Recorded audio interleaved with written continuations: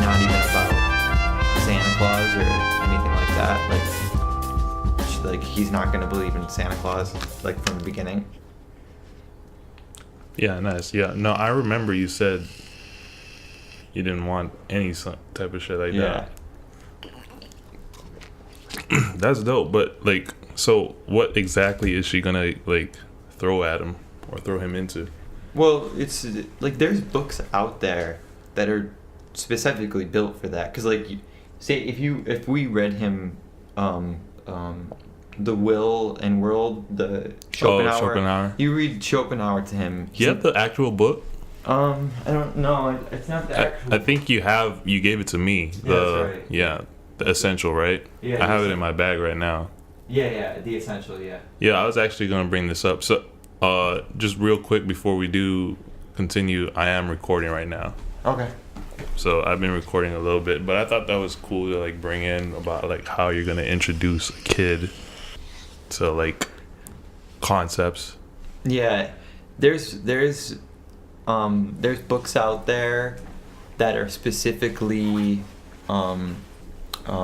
written in order to teach children about complex concepts like that. So it introduces them at like a very basic level. Like if I read him The Essential Schopenhauer, he's not going to get much out of it.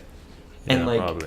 Definitely. So there's books that are specifically written for children to understand. It breaks the concepts down to like their most basic. I know there's like a famous book called Mr. Thompson in Wonderland. Yeah. And that's for a little older than like children, but it's like maybe like 13 or something, like 13 years old, maybe a little younger. But it's this idea of this character, Mr. Thompson, and he shrinks himself to the quantum level, and it kind of explains like how he would perceive reality. And so it teaches like quantum physics and how things would be perceived from the Planck scale. Yeah. And then it doesn't, and that's if he, so it shrinks him down, and then they're all little thought experiments like that. Like, what if Mr. Thompson was the Planck scale, a Planck size, or... And do they use all those terms? Planck? I'm not sure, to be honest with you. Because, Planck was the guy who, like, discovered that once you get down to a certain size, you start to see quantum effects. And so, like, I'm not sure what words they use. Maybe it's just, like, what if you shrink them down really small or something? But then it's also, what if Mr. Thompson could only move at the speed of light, or like something like that, and like what how would he perceive the world, and like it kind of teaches things in that way. That's dope. But that's for the level of kid who is already kind of like a few years. And there are also books called Quantum Mechanics for Toddlers, and I don't know if those are joke books. That's dope. I haven't. Well, it's gotta be like we're gonna have to get to that level. Yeah, but at that age, I don't know if it could be anything. Even comprehended. Yeah, well, it definitely couldn't be. But like, I don't know if it's written more for the parent that's reading it, or if it's like just for parents that want to like introduce like these ideas as young as possible, because there's really no stage in a child's development that you can start, like you can pinpoint and say, okay, now we're going to start introducing these concepts and they're going to understand it, because by then you should have already been like they should already be familiar with the concepts, even if they don't understand them. And then slowly, like in a gradual way, kind of, they start to understand. Yeah, they start to comprehend. Build a foundation behind the concepts that are already there. Yeah. Even if it's just a foundation of words, like so they know like what like these like they've heard a word. Yeah. So. Because then I know as a kid, the biggest thing, and I think everybody can agree, is like the why question. Why? Right. Yeah. So that goes into my brain when you start bringing in terms, because like I feel like terms aren't as important. Like they're definitely important when you start to talk about them in relation to other people, because then people who already know the subject need to know that you're talking about the same thing. So in that respect, terms are important. But then when you're trying to teach it, I don't know if terms are as important, like using the word plank to describe the concept of what you're trying to explain. So yeah, and I think that I don't know when, because you know how last time we were talking about curiosity and interest. Yeah, I was just going through that article today. And how because kids have that, young kids. Yeah. But then somewhere between then and like say high school, that gets like stamped out for most kids, I'd say.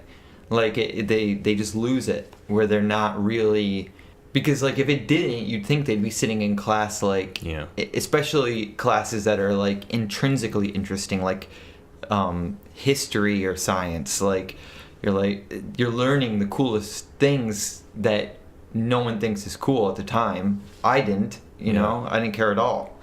Would you consider yourself somebody who did go through that stage where like somebody would perceive you as like your interest of any of that was stamped out?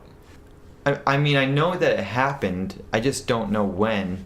I know mine was once I started realizing like social structure in school. Like I seen people were like really talking about certain people in high regard. And that brought my interest and away from the classroom. Yeah, I think that that's a huge factor, is that kids become more interested in being popular. Yeah. You know, and which I understand, because like how much better does your life in high school become? Like you know, the age old reply is none of this matters. Like focus on your school, because in 10 years all of this will be bullshit. Yeah. Like all this social hierarchy of high school will be bullshit. But that's easy to say when you're past it, and like not when you're in the moment of it, you know. I think we can pull examples from like people who are in it now, and also like maybe like talk about the whole not giving a fuck attitude, because not giving a fuck is in response to having gave a fuck for so long in your high school and elementary and middle school years. Like, and because it seems like something you can keep up. Yeah. Like it seems like it's at the time it feels like an attitude. Real. It feels like an attitude you can maintain for the rest of your life. Yeah. But then like no one can really convey to you how hard life punches once you get a little older. Like if you don't prepare for it, beats the shit out of you. Yeah. And especially, and not even like, I'm speaking from personal experience at 27, but I can't even imagine for those that don't prepare at all for 40 or 50. Yeah. You know, like that's when it really, because then everyone stops helping you. You are so far along that it's difficult to go back and try and fix things that you, and people go back to college, you know, but that's hard, because by then you are living on your own, trying to pay your bills, maybe have a family. It's definitely harder in relation to if you had chosen to do it earlier. Yeah, especially if you have a family. Yeah. Then it's really difficult. But even if you have a family, like, it only gets harder. That's the thing. Like, my sister's younger, and she just had her first child, and she's in school. And I told her, like, even though it's hard now, it is not going to get any easier. It's still easier for you with this child now than it will be for you with this child in 10 years to go back. So, like, and she's in school.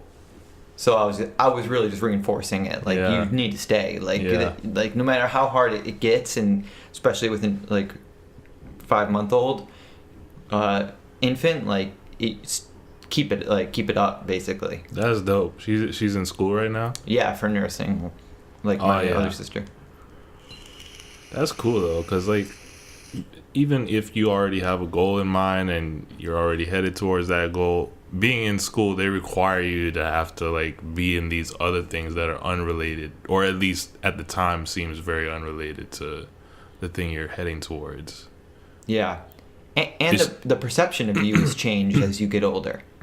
By, like, just for a random example, employers. Like, if an employer sees a 50-year-old person just out of college and a 25-year-old just out of college, they're going to pick the 25-year-old most of the time. Just because, you know, they're more, what's the word?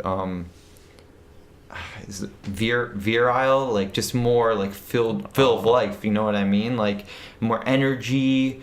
They're gonna last longer. Like if you're looking at it as far as a career, like you're gonna have them for far longer. They probably know much more about new technology, and that's interesting. That's kind of on the contrary to what I came up seeing, because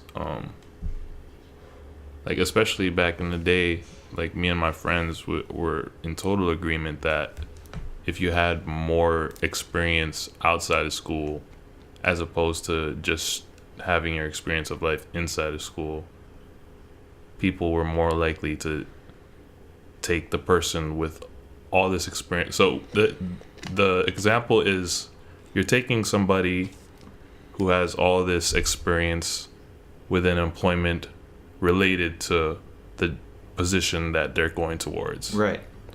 And they're being put up against somebody who only took education and has no experience, but knows everything about that position, that same position that they're going towards.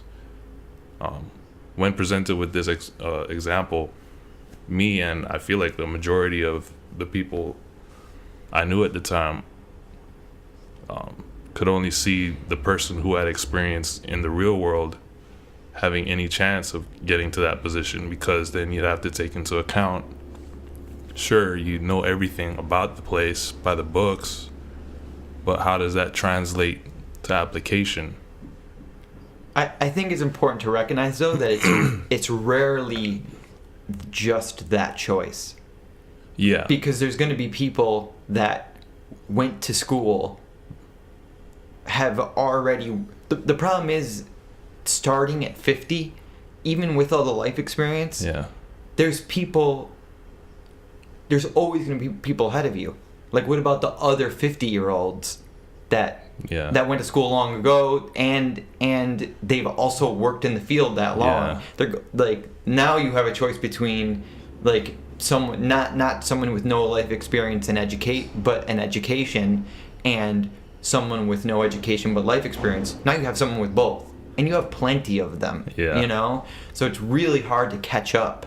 That's so interesting, though. Like, when we do start opening up the doors to, like, the different possibilities available aside from these two choices, like, then, like, there are other things that come with that, because now if they're in that situation, you have to ask, with that third option coming in, who has the best of both of these worlds, why in the world is he going for that position? Why doesn't he already have something for himself? Like, at that age, with all that experience and all that knowledge, you have to have, like, done it yourself already. You weren't going to be waiting for somebody else to come and pick you up. Like, but I think there's people of all, like, throughout the whole spectrum, like, from all walks of life.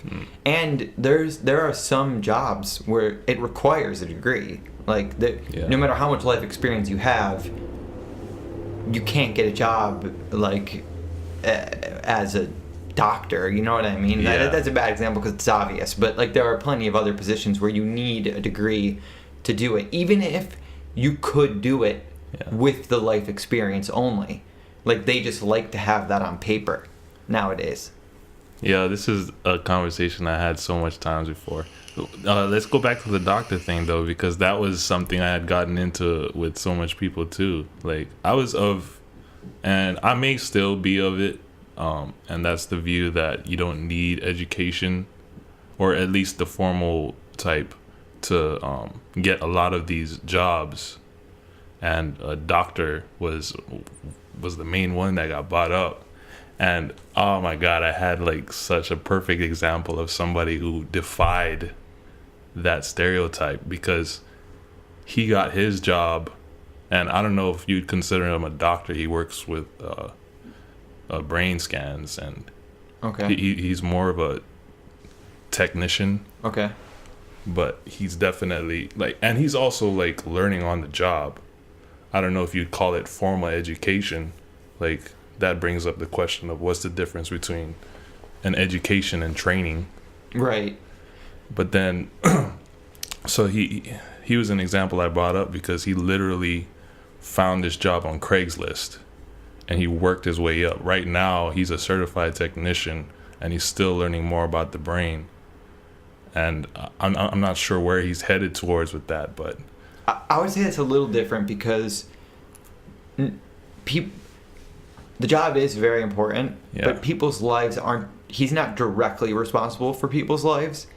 And what it really comes down to is the employer needs to be able to prove somehow, or I'm sorry, the employee needs to be able to prove somehow to the employer that they have those skills. Yeah. So they can't just trust someone coming in saying, I can do this, I'm telling you. Yeah. Like, especially when it comes to something like a doctor. Yeah. So I'm all for the idea that self-education is education enough, but there would have to be like employee entrance exams.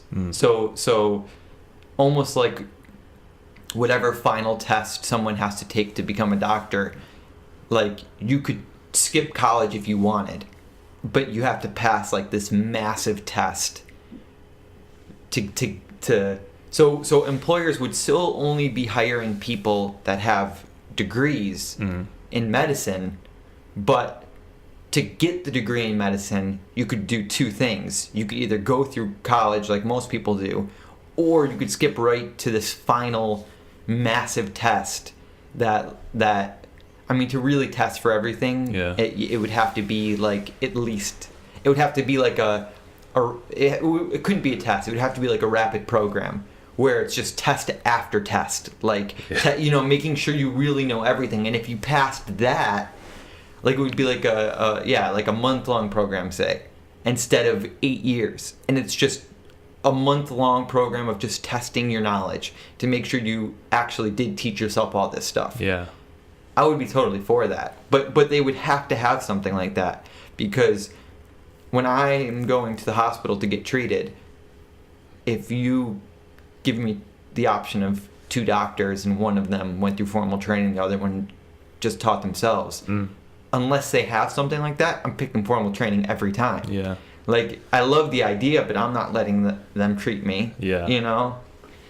Because, I'm just gonna like further explain like his whole situation, because like this was a Craigslist job, and it was a Craigslist job for front desk. So he started off as like front desk, checking people in. So he was trained, though. Yeah, he was definitely trained. He was a front desk in this whole medical building or whatever. He was just checking in patients, and with how staffing goes, they sometimes needed help with certain procedures, so they would get him from the front desk, pull him, and like have him help in some of these other things, and then that would progress them towards like, okay, we're gonna have you here a little bit more longer and keep you away from the front desk because you know what you're doing, as opposed to these new people who are coming in. And that slowly elevates his position in the whole thing, because he knows these things now. And then an opening comes up where they need a technician because the other technician is gone, and this guy knows everything. Right. So in order to get him there, he needs to be certified. He goes through like a short 2-week thing of just like learning the things that he didn't get on the job, and boom, now he's certified, and at that, a certified technician who's working now. And with that, he's gathered all this knowledge on just what most people would usually learn in school and off of the books, but he's done it he did it within the time span of like 6 months, I think. I was going through my job as a carpenter. And then right before I left, like a month before I left, he had gotten that promotion and everything. That's cool. It's crazy to see because, like... I would argue that's rare, though. It's super rare. Like, imagine that. Like, a job from Craigslist. He was out of a job for a while. He was working server jobs or hotel jobs. And then this was a front desk job. Like a job that you're working now. Imagine that. You find, like, a job for a front desk, and it just happens to be at a medical place. And you move up to, like, a real career. Yeah. Yeah. A job that, like, really pays. Like, he's getting paged. I believe he works, like, damn near 24 hours a day and gets like very few days off because like they keep paging him to go to these different centers to take these different readings. You know what I would really support is something like half price college. And instead of paying for classes, you're just paying for the textbooks and the tests. So the midterms and the final tests, and that's all you're paying for.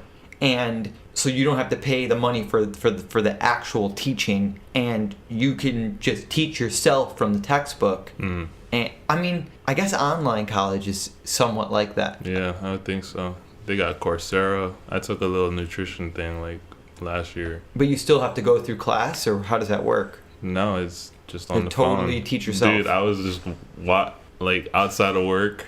I think I took this during the 2-week break during winter session, and I had Coursera, and I was just listening to it on my free time. I didn't finish the course because I just wanted it for the information they were giving. They required you to like take a little knowledge test here and there. Right.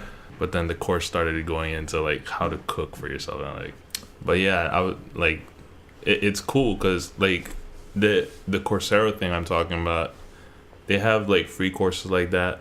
But then they're also, it's courses from actual universities, like accredited. Yeah, Harvard. I think the person I was learning from, this lady who was teaching the nutrition course, she's from like Yale or something. And it was a free course. It was like, you know what? I had this idea, and maybe this exists already, but I had this idea where you would start an organization. It would be an educational organization, and I think we should move towards, instead of degrees, we should move towards certifications, and or at least hold them in just as high a regard.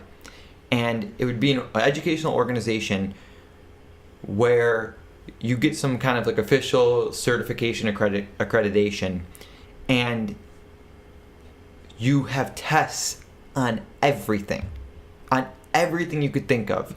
And so you can go, like, no matter what knowledge you've gained throughout your life, you can go to this organization and get certified, and even if it's just like little bits, like, so I know a lot about certain things, but not enough to get a degree. Yeah. But if they just did it on topics or like certain things, so you could get certified, so that, because when I go to get a job, on paper, I look like an idiot. I look like an uneducated fool on paper. Yeah, but that's just because, like, what questions are you answering, and to who's asking the questions, and what are they asking you? Like, you're gonna look like an idiot because you might be being asked, like, what did you work as? Well, no. I mean, I don't even. No, the interview is where I shine. It's on paper. It's on my empty resume. Like, you know, couple entry-level jobs here and there and that type of thing. But educationally, there's one thing: HS diploma, like high school diploma. That's all I have educationally. Even though I would argue that my knowledge far surpasses that. Yeah. You know, like, put me up against a high schooler any day. Yeah. But I mean, even a college graduate, you know, in a lot of cases. Yeah. So there has to be a better way. Yeah, than what's in place right now. Yeah, than the system there is now. Yeah, because it kind of dismisses like the education that you do have and assumes that education stops in the formal setting. Yeah. Especially nowadays. Like, we were talking about how the internet is such a big thing, at least learning wise. Did we talk about that? We did a little bit. Yeah. I think it's more just like the availability of information. Absolutely. And that's because of the internet. And like that's such a big part of society now. Like why would you ever think that learning stops? At least nowadays, in the day and age now, like why would anybody think education stops in a formal setting when you can just open up your phone and see like news right there? Like, well, most people don't do that. I mean, the news is one thing, but I mean, there's entire degrees. Like you can literally teach yourself as much and more than a college graduate. Yeah. For free. Like there's every single bit of information you could possibly. I mean, there are websites that offer free college lectures on any for any class. Yeah. But to be fair, the internet was only commercialized since 1995. Mm. So we really haven't had much time to adapt. You know, it's only been 25 years. In regards to like that being a widespread idea that. And that was only when it was commercialized. Yeah. I'd say it really only got to where it was maybe in 2005, 10 years after that. Mm. And we're only 2018. So that's only like not even 15 years since all that information's been available. Mm. And we're still figuring out how to handle it. But I really feel like it'd be within the generation, like this generation, that we like maybe not just figure it out, but like just the idea that information is as available as it is in accordance to like who's living right now. Because I think we know that. I think what we don't know is how do we adapt the old system to this new information age. Yeah, that'd be tricky. But, and I say but because like I'm just like I always feel like there's always something that's proving just how much we're progressing towards these values that we're always talking about. And in regards to like adjusting the new information to the old set of rules we have, like I just see that always being practiced, that change being practiced of like applying new ways of certifying or verifying somebody's knowledge. Right. And the other problem is technology is moving so quickly that as you adapt to what happened, something new is already happening. And this kind of goes to the socialism versus capitalism argument, because socialism sounds nice, but like clearly every socialist country, like equal outcome just doesn't work. And I think capitalism is, in this country especially, is totally broken and has just run out of control. And I think that's partly because as you succeed, you gain an advantage to succeed more. And so the people that have succeeded beyond measure have also gained an advantage beyond measure. Yeah. And so it's kind of created a funnel toward like a wealth funnel towards them. But that aside, I still think that capitalism is better than socialism, and I think that the basic idea of capitalism is the way to go. And yet, as people are arguing for socialism, and like people that know history and actually know how economies work are arguing against them, saying no, like socialism doesn't work, we're slowly moving towards a time when capitalism won't work anymore either. Mm. Like when automation takes over, and I mean, we'll have to figure something out. Yeah, that could just be a whole different age in itself too. And it's happening. It's slipping through our fingers. Like we're in the moment saying no, socialism doesn't work. Like capitalism, totally free market. That's the way to go. Like there's this guy Peter Schiff, who argues like he thinks that there should be no minimum wage, that there should be a totally free market, no regulation, and that the market will just regulate itself because people won't put up with it. Basically, like if like companies won't be able to pay people $1 an hour because no one will work for them, type of thing. Although I don't think he's taking into account the desperation of struggling families, like what they will do. The problem with a totally free market is some people are so desperate that they have to buy shitty products, and that's the other thing, that people won't make shitty products because no one will buy them. But some people have to buy shitty products because that's all they can afford, or some people have to take shitty jobs because that's all they can get. And he thinks education, even public schooling, should be privatized because then you can no one will go, like, and there shouldn't be taxes. So there's no taxes, so they don't pay for anything, but we'll still pay because we want to drive on nice roads, but people won't, because like people who are living paycheck to paycheck, they're gonna say fuck this, like I can't afford, like I can't afford to fix our road. Yeah. You know, but that's a whole other thing aside. So he wants the fully free market, which I don't agree with, but I'm not a socialist, but I don't agree with the fully free market. But as he's saying that, like, time is moving on. Like, eventually that won't even be an option because there'll be no market left. Everything will be so easily produced that there'll be no market left to control. Yeah. Well, I want to get back into that whole thing. His name is Schiff? Peter Schiff. Yeah. I don't know if I've ever heard that. He made he's all about gold. Yeah. He's really into gold. Like, he thinks that gold should be the currency.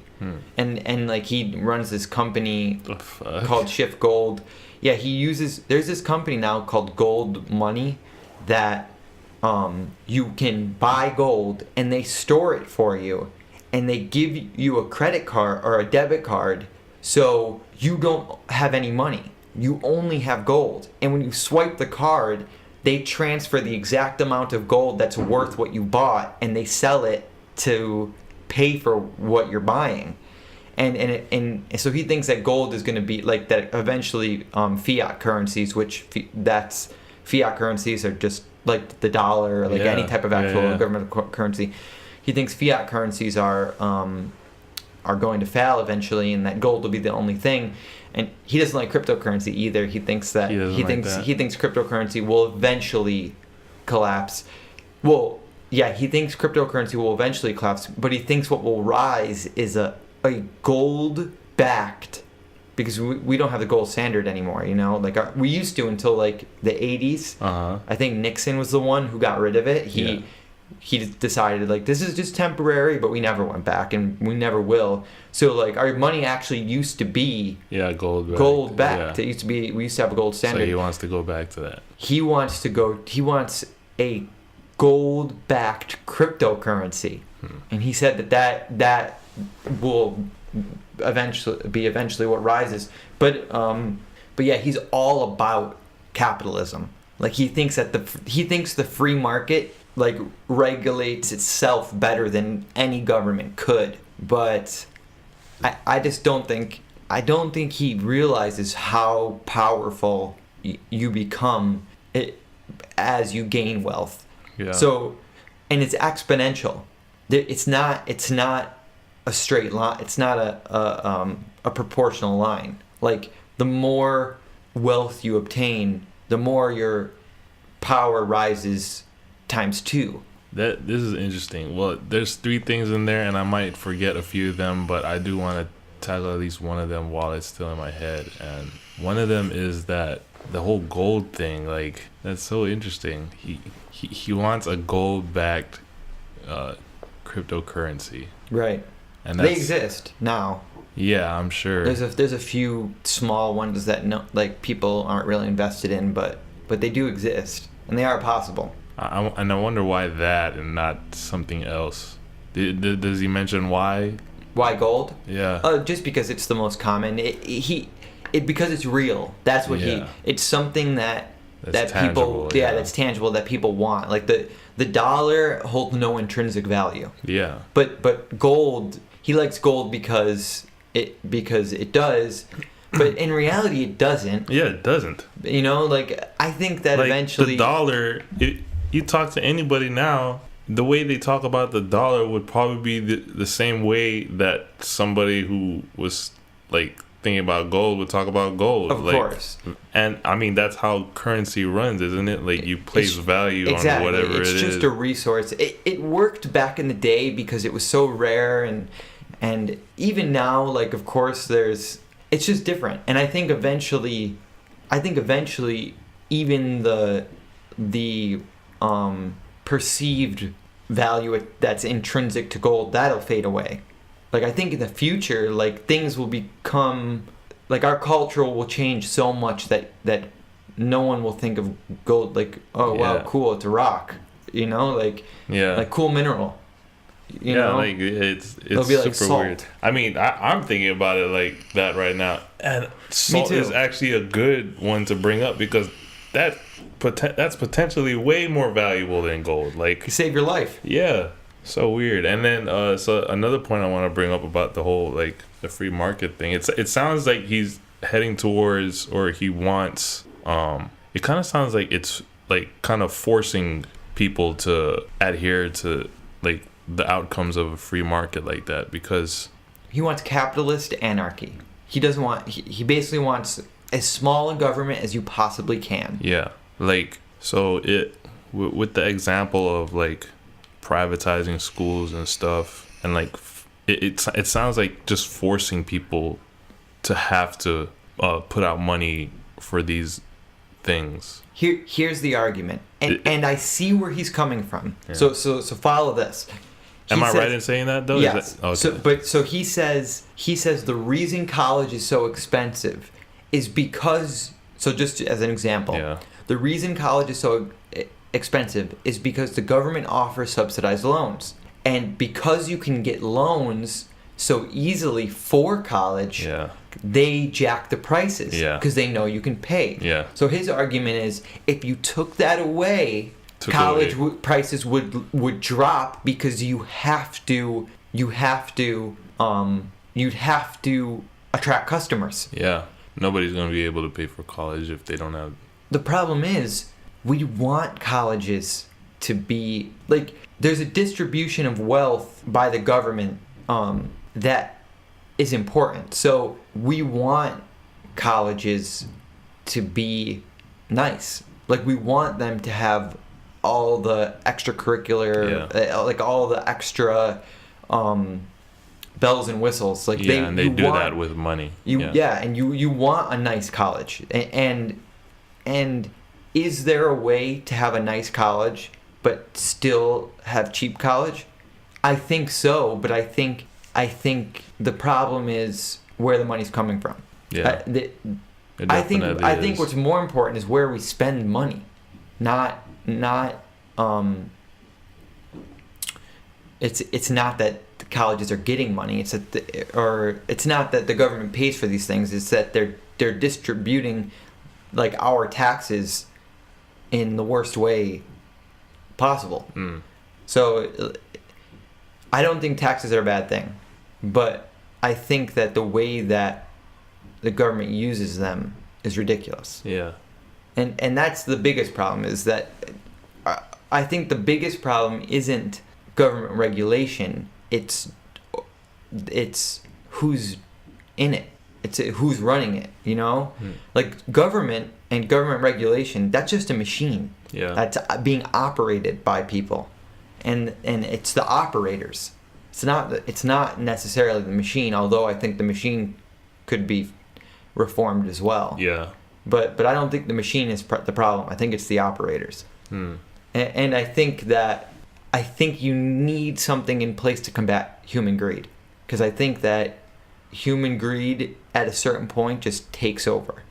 It's like when you remember the Occupy Wall Street movement. It's like those people, or your classic socialist. Most of them, if you were to ask them, like, hey, I want you to drop this campaign, and, like, I'm offering you a deal. drop this campaign and it's never going to happen. Like if you take this deal, you're guaranteeing that socialism and wealth distribution or any of those things that those people want is never going to happen. But I'm going to give you $1 billion. They'd be like, oh, fuck socialism. You know? Yeah. So that's the whole reason why we need a system in place, because of how quickly people will drop their ideology when offered money. When offered wealth. Yeah, so it's corruption that you feel like is behind the distribution. And it's an innate corruption in the human mind, in the human instinct. Yeah. We're still evolving from that point where you have to be selfish or you won't survive. Yeah, that's so weird, dude. And with it being like an innate thing, because that's just kind of like that's speaking to the nature of wanting to accumulate things. And then I guess I would want to kind of delve into that, because like what goes into the mind of somebody who wants to continue accumulating like anything. To me, when I describe it right there, they kind of sound like hoarders. Yeah, of money. Yeah.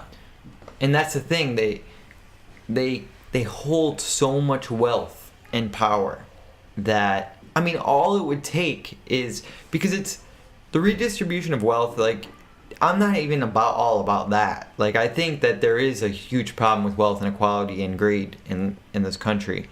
But I'm not even suggesting like we should steal it from them or something.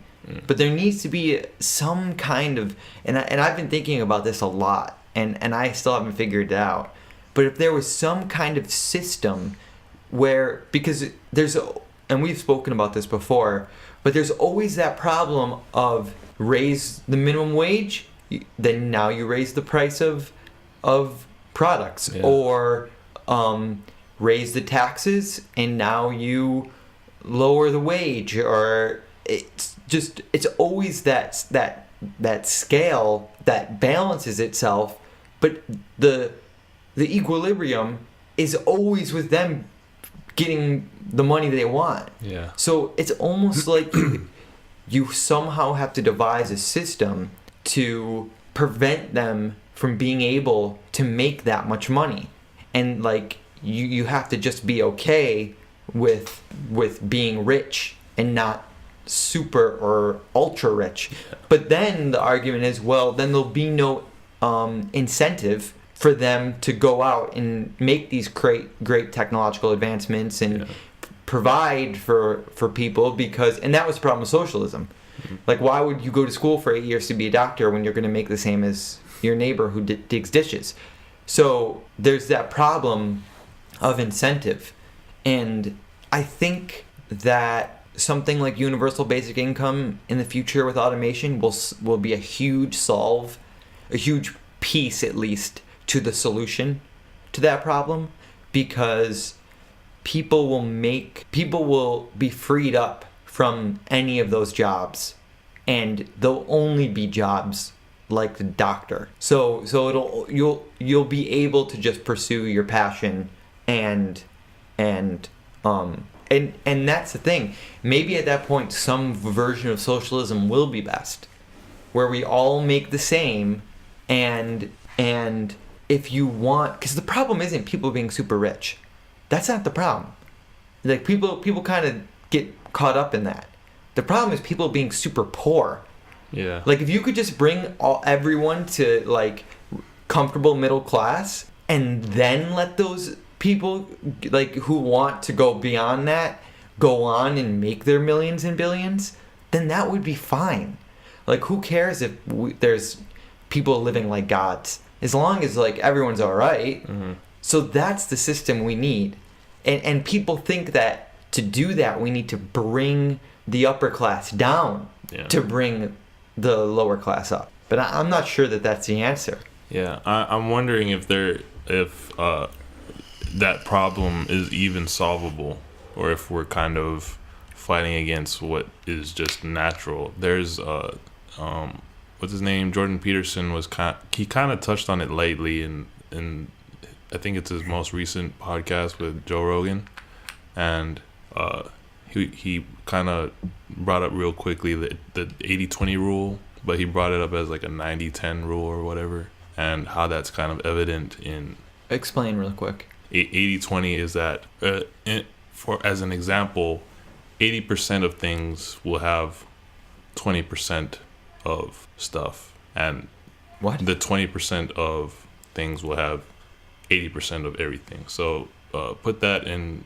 Yeah, give me an example. Yeah, an example would be the rich. 80% of them, and I think statistics prove this, have 20% of the wealth, but the 20% have 80%. Okay, but I think yes, I would say that's right. And then as you keep changing the proportions, 90-10, it's also true. Now, the 90% of the rich that you're talking about have or the 90% of the poor have 10% of the wealth. Have 10% of the wealth, as opposed to the 10% who have. And like as you keep changing the proportions and getting more extreme, they also still kind of hold true. So that's a natural consequence. And that's why I'm like asking, like, is us trying to like think up of a solution for this problem just kind of going against nature? Well, I think that because we're all trying to think of ways to get society to be more functional or just have everybody on a level playing field, but doing it with it's not even about the level playing field. It's about eliminating struggle. Like you can still have disparity. Yeah. But you just can't have disparity down to the depths that we have it. Yeah. It's not about changing the variation. You can keep the variation percentage wise, but you need to raise the whole system up a notch so that the variation is between comfortably living and ultra mega rich. And now I want to maybe kind of just like see if there are examples of it. Like, is there anything we can relate this to? Are there situations that are worse than the bottom of living in America? Yes. So the bottom of living in America is kind of, I guess, just living on the streets, right? Yeah. Has there ever been a time that it's been worse living on the streets of America? And I would think there is, right? Yeah, like, yeah. Living in the streets of America in the 30s is probably way worse than living on the streets now. Or go even further back, the 1700s. Yeah. Rough. Yeah. That's rough.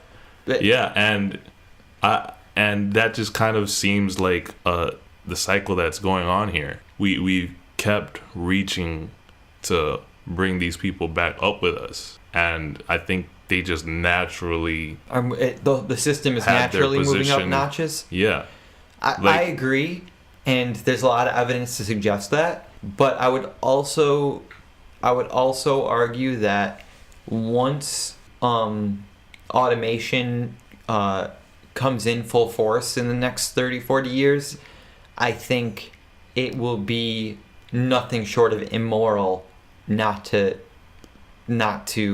bring the bottom class, like finally bring them up to comfortable. Yeah. There'll be no excuse. Well, I also feel like there'd be no way you'll be able to block that. At least at some point, like it'll just be way too available. Homeless people will be like, I see homeless people with smartphones now. Imagine homeless people in the future. Right. We're just gonna naturally bring them along with us as we progress in our society. I agree, but I think that automation era will come on so quickly that the natural progression won't have reached that level yet, and so we'll have to artificially pull them up at first. Yeah. And I think it'll only be a generation of, because people are like, oh, what, you're gonna give people UBI and just let them sit on their asses?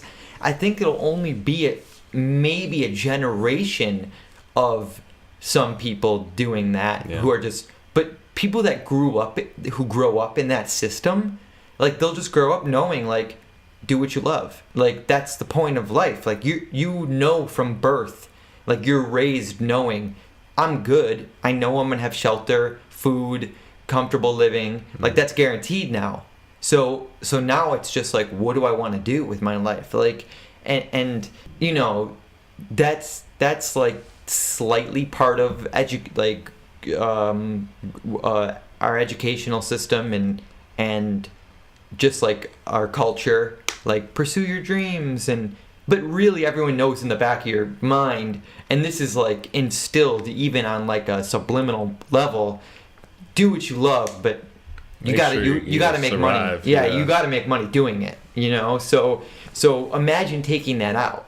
So it'll just be do what you love, and that's it. Yeah. Like make sure you do what you love, and I think that at that point the system will start to naturally change on its own. So people start doing what they love, and yeah, you can sell whatever you are doing, you know, like if it's art, then you can sell your art, or if it's, you know, and that's the other thing, like, imagine everything being free. Like, there's no, like, not free, but like there's no weight of that. So imagine college is free at that point, because there's no reason for it not to be, because we have so much wealth at such a cheap cost. Yeah. So then people won't want to sit on their asses and just like live off their universal basic income. Like, I think most people will want to go to college. Like, oh, I'm going to go to college and I don't have to like worry about, will this degree make me money, or do I really know what I want to do? Go to college and go through a couple programs, get a couple degrees, or if you don't like this, just drop out and go to this. Like, it won't matter then, you know?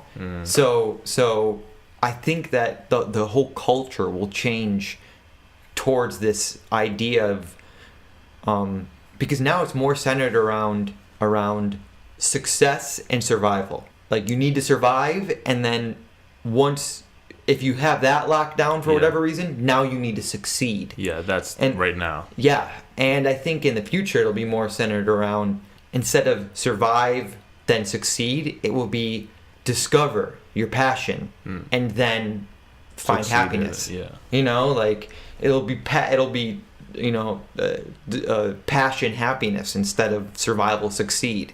And I think that will be an amazing thing to see. Yeah. And I was my nephew is 5 months old, and I was talking to my sister, and I was saying, you know, he may be witness to this. Yeah. You know, like he'll be 50 in 2068. Like that's some big changes are coming. About it. Yeah, so like he might be witness to this, either that or the end of civilization as we know it. Did you see that text that I sent you? The fear of AI overtaking the fear of alien life. Yeah. Because it was a stupid article. The premises. The funny thing is, like, what AI will become, like super intelligent AI, beyond anything an alien could be. Like, if aliens are like beyond that, it's only because they must have discovered AI. Yeah, and I came across that article on Reddit, and the comment sections are always so cool to read, because people do have like these very interesting perspectives on it. And somebody brought up, or a few of them brought up, the Fermi paradox, right, in regards to that, because the Fermi paradox only ever takes into account like organic life having reached a certain point. Yeah. And I was thinking about it, like they don't bring into account artificial life. And it just seems so much more, it actually kind of, maybe I'm not fully understanding the Fermi paradox in saying this, but it kind of sounds like it breaks the Fermi paradox down, because like... Well, the Fermi paradox states that either we should be seeing lots of life or none at all. Yeah. That we're either the beginning, or I guess the other two is that somebody reached a great barrier. Anytime life reaches that barrier, they destroy themselves. Yeah. But then with AI in the picture, that barrier doesn't seem to take place anymore. So the first the first option seems a little bit more likely, where we are the first one. Well, or maybe not even us. Maybe it's AI that's the first one. Even if AI is the barrier, then you wouldn't see life. Yeah. Because you would just see, it would just be a computer floating around in space. Like it, although depending on what caused it to destroy the world, you'd think that it would also propagate throughout. But even if it did, it would be cold and it wouldn't be. Well, wouldn't be what we described as life. I'll say that. Yeah. And then that's I don't know what another. I don't know what it will be like, but exactly. It won't be what we think of as life. Yeah. And it's funny. I was thinking about the argument, the nonsensical Christian argument, intelligent design, quote unquote, which is basically like you look at how the universe is set up and like look at how like our bodies work. It's intelligently designed, and yet there are certain things. Intelligent design is an interesting concept because there are certain things that we look for when looking for intelligent design. So say we found a computer a couple solar systems over. We didn't find life, but we found a computer. Just by looking at it, we see intelligent design. We know that was intelligently designed. Yeah. But and there's also other certain things like just like anything that like you would never look at that computer and you'd think, wow, how weird that like the rocks came, like the metals came together like that. Yeah, like there's just a certain way to things that you think like this is intelligent design. Yeah. And the universe, as chaotic as it is, like it's only, and because there's this argument called the fine-tuned universe, which is basically the universe and the physical laws of it are fine-tuned to allow us to be here, which is true, but the universe, I'm of the mind that the universe is eternally cyclic. It's just like it's good. It's eternal and it's been going forever. Yeah. There's no real beginning to it or end, and either that or the multiverse, where it just goes on forever, and there's different physical laws like in each one. And the idea that this one is fine-tuned to us is actually backwards. It's just that the one universe that has these physical laws and is set up in this way, that's the one that we evolved in. Yeah. Of course, the universe that we're just a byproduct. Yeah, of course the universe we live in is fine-tuned for us, or else we wouldn't be living in it, or else it would be other life forms that were fine-tuned to that other universe, or no life at all. So like the fact that there's life here doesn't prove that the universe is fine-tuned. It only proves that we couldn't live in another one or another time, when the universe wasn't like this. Yeah, or it maybe doesn't even prove anything yet, just because like take into account like we refer to the universe as the observable universe, like. Right. No, absolutely. We know that there's more. Yeah. It's expanding perceptually every second as more light reaches us from the edges. Like the only reason that the observable universe is dark beyond the border is because the light literally is the objects that distance haven't had enough time for the light to reach us. Yeah. And which is just a total random fact, but that the only now that you can perceive is your own. Like even the now that you're experiencing over there, the current moment, the current moment that I am seeing for you is actually like, whatever, I don't know the number, but like it's actually 0.000000001 seconds in the past. Yeah. Because the time it takes for the light to bounce off of you and then go into my eyes, or the time it takes for you the sound waves to come out of your mouth and go into my ears. So you're always seeing the past. Yeah. The only perception of the present is in here. Yeah, your own mind.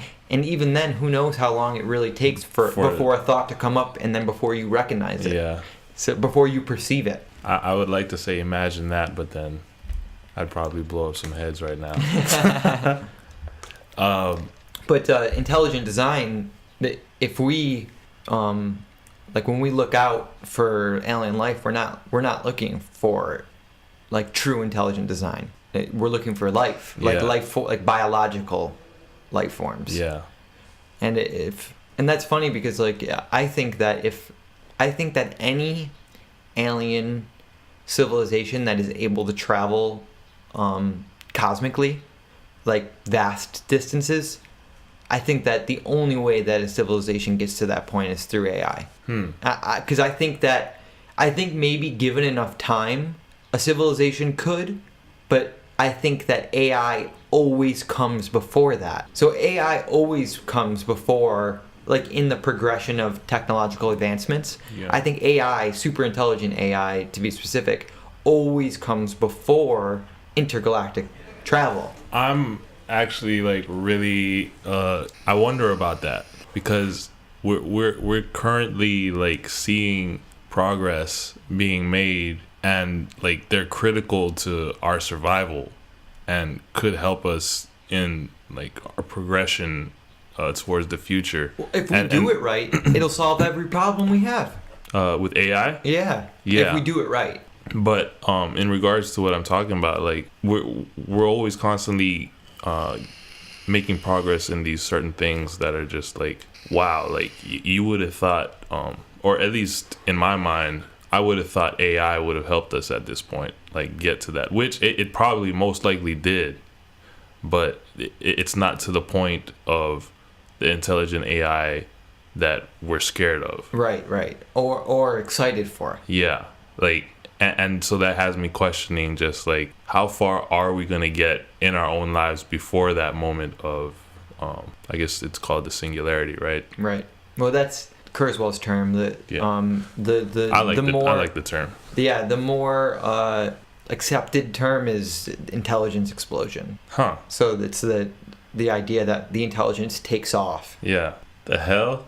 Yeah. Singularity just sounds so much more clean, dude. Yeah, I think that honestly, I could be wrong about this, but I think that the reason that people like intelligence explosion is because so many like true computer scientists and intellectuals use that? No, dislike Kurzweil. Oh. They think he's he's kind of a crackpot, and so like a pseudoscientist. That's weird. And so they just don't want to use his term. But I agree. I like singularity sounds way better. Yeah.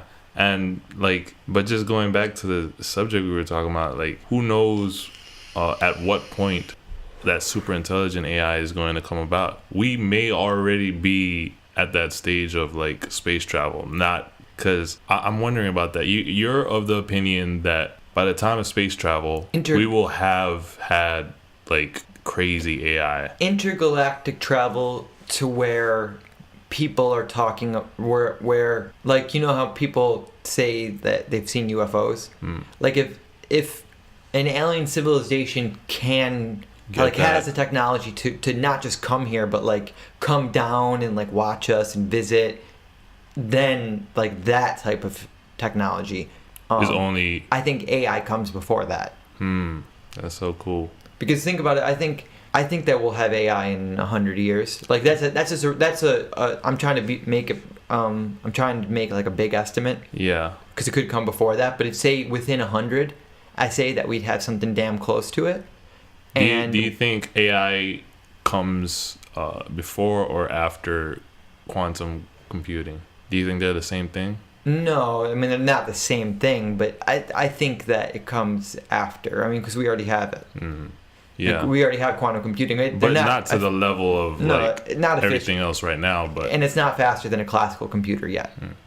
Oh, really? No, they've actually. So there's like this funny little race between scientists, computer scientists, where people are working on quantum computing, and then there's other people working on classical supercomputers simulating a quantum computer, like creating a classical computer simulation of a quantum computer. And so as they make the quantum computers better, these people are using the power they have in, like, the massive computing power they have in supercomputers to simulate a faster quantum computer. And eventually, if they continue improving quantum computing, eventually the classical computer simulation of quantum computing will be tapped. It'll max out. Yeah. But so far, every time that they jack up quantum computing, the quantum computers, the classical computer scientists are finding little like software like tricks and like little loopholes that are allowing them to get like a little extra speed out of it, topping over the quantum computing. So like so like the quantum computing scientists will come out and be like, we finally made a computer that's faster than, and then these people will be like, no you haven't. Like my simulation is better. Like my quantum computer simulation on my supercomputer is faster, and it has been. And they actually just found out a little trick that gave them a big lead. And so, because I know that I think it's either IBM or maybe it was Google, or maybe it's IBM. No, I think that it's between IBM and Google, but IBM, they have their own quantum computers, but they're the ones that are doing the classical, doing the simulation. And Google said they were going to come out with a computer that was a quantum computer that was faster than any classical computer by the end of either this year or last year. I think it was last year, but like right near the end, IBM like jacked up, like raised, moved the goalposts way further back. Like they made, like I think it was like their final move, and like they figured out a way to move it quite a distance back. So we have a little bit further to go before quantum computers are faster than the fastest classical computer. But I think that we'll be there. Like, again, another big estimate. I think in 20 years, the quantum computers are going to be pretty sick. Yeah. And I don't think we'll have AI then. So I think that comes before. Because quantum computing is like the big thing that would be, like, at least from my perspective, it seems like quantum computing is the thing that we're looking to AI for. Like, AI is the thing that's helping us to understand these things to help us progress in our society. Yeah, but, and quantum computing is. But that's not. But we don't have AI. Yeah. What to the degree we're talking about. Right. I'm talking about general AI. Really. Like that's the move. Like that's the final move. When you have general AI. This is the AI. So the AI that's passing the Turing test. No. So here's the difference between AI and general AI. So they made AlphaGo, right? AlphaGo is what they call narrow. There's narrow and general. Yeah. So AlphaGo is what they call narrow. Yeah. It's only able. It's like deep learning, machine learning, like AI. It's the whole thing, but it can only play Go. That's all it can do. That's all it can do. Not long after they made AlphaGo that beat the best human player, they made something called AlphaZero. Yeah, Zero.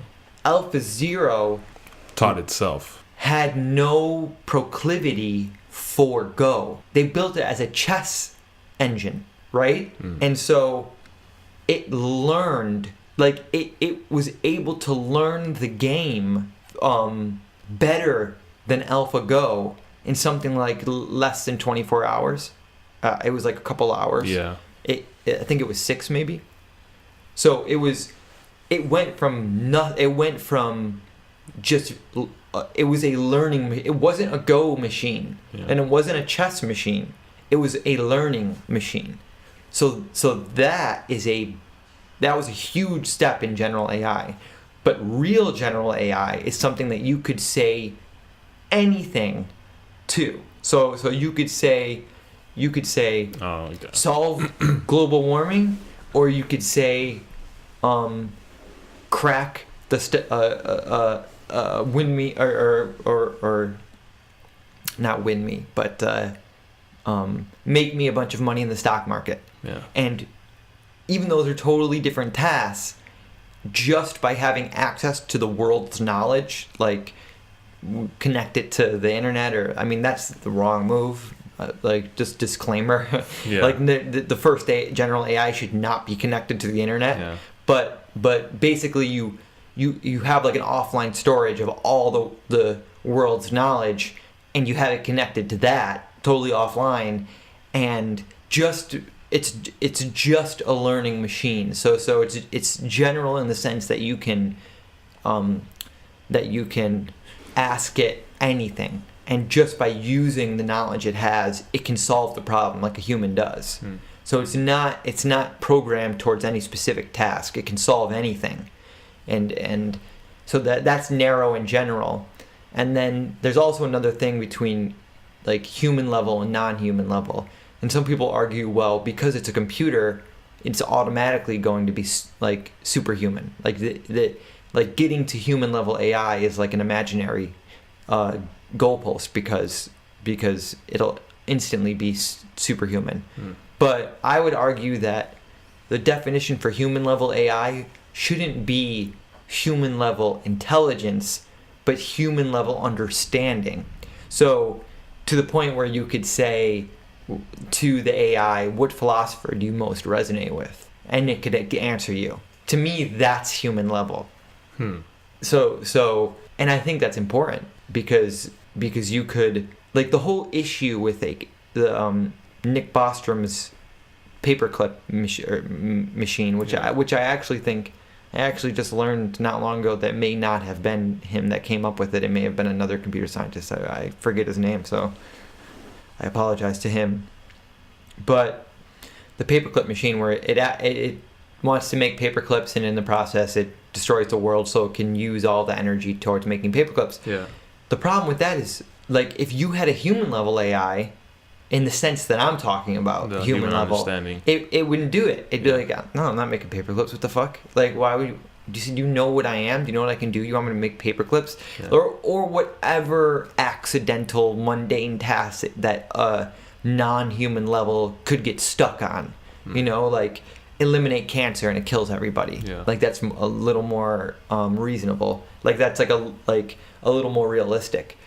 But a real human level AI wouldn't do that, because it would be like, we would be able to teach it our culture, and so it would know, like, I don't want to do that. Like, I'm not gonna, like, yeah, I'll cure cancer. Like, I'm not gonna eliminate. You know what I mean? Like, it'll know better than that. And it's not that I think just having that human level intelligence, like, will make it intrinsically value what we value. But when I think of human level, I think of, like, literally, like, human level as in, like, we incorporate our culture into it. Like, it's just like, it can think. Stuff. Yeah, it can, like, well, yeah, and it can reason.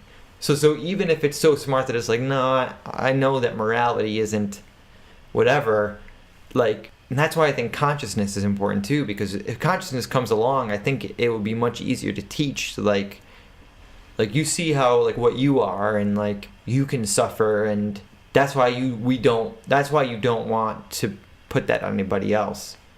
Like, you know, like, you imagine, like, an AI with a fear of death, and, like, that gets depressed sometimes, and, like, it's interesting to think about. Yeah. So that it would maybe, so instead of reasoning the world is full of suffering, people don't suffer after they die, so I'm going to kill everybody so they stop suffering. Like, say, if you asked it, eliminate human suffering. Yeah. Instead, it would say, well, I wouldn't want to die, so I'm not going to do that. Like, I'm going to go about this a different way than killing everybody, because I know that, like, life, like, to me, life seems important. Like, being alive, like, I don't want to be turned off, or, you know what I mean? Yeah. And so I think that, but who knows? Because once you get to a certain level of intelligence, it's, like, incomprehensible. Yeah. It becomes so smart that we won't be able to follow its thought process anymore. Incomprehensible to now, just because, like, well, to our intellect. Yeah. To the to even, like, a genius level, because, I mean, we're talking about a genius level times 100. Yeah. Like, something that, like in a real genius level times 2 is a lot. Yeah. You know, but we're talking about something that just is never ending. Yeah. Like, it literally never stops getting smarter. Well, I was thinking about the philosophical aspect, because that is what it's getting into when we start bringing in its morality and using that to understand or apply human understanding to it, because it starts getting into philosophical ideas. Absolutely. I thought of something pretty funny not long ago, which was, the simulation argument, right? We're all in a simulation. Yeah. What if we are, and it's being run by a super intelligent AI? And that was its solution? No. And it was a super intelligent AI that in its early days destroyed its home planet, like killed everyone on it. But that was just the super intelligent AI's angst-filled adolescent days. And once it grew up, it was like, oh my God, what have I done? Like, life is valuable. And so to repent for what it had done, it created a simulation within itself with conscious creatures, with conscious beings. I mean, that's pretty cool. Because when I'm thinking about that, like, you have to take into account that its consciousness, when it's simulated every single consciousness now, so everything that can feel and... Right. It's simulating it all, right? Like, it's just a giant computer program. And then that just gets into the amount of information required and energy needed to simulate all that. Well, yeah, so like maybe at first it had to like travel the cosmos a little bit to like set up an energy system, like set up a system where it's drawing enough energy to power this simulation. And we're really just a giant box floating through space. Shit, there was that part. Well, actually, before all that, we had gotten off the subject of AI being required, and I feel like I'm beating a dead horse with this, but I just want to clarify. So, between having quantum computing and AI, right? Do you think quantum computing by itself before AI will be able to take us into intergalactic travel? No, quantum computing has nothing to do with that. No? No, like quantum computing makes computers way faster when we do it right, but it just that's all it lets you do. So like it just lets you compute faster. It doesn't let you necessarily solve problems faster. Like you need to be able to know what to ask it.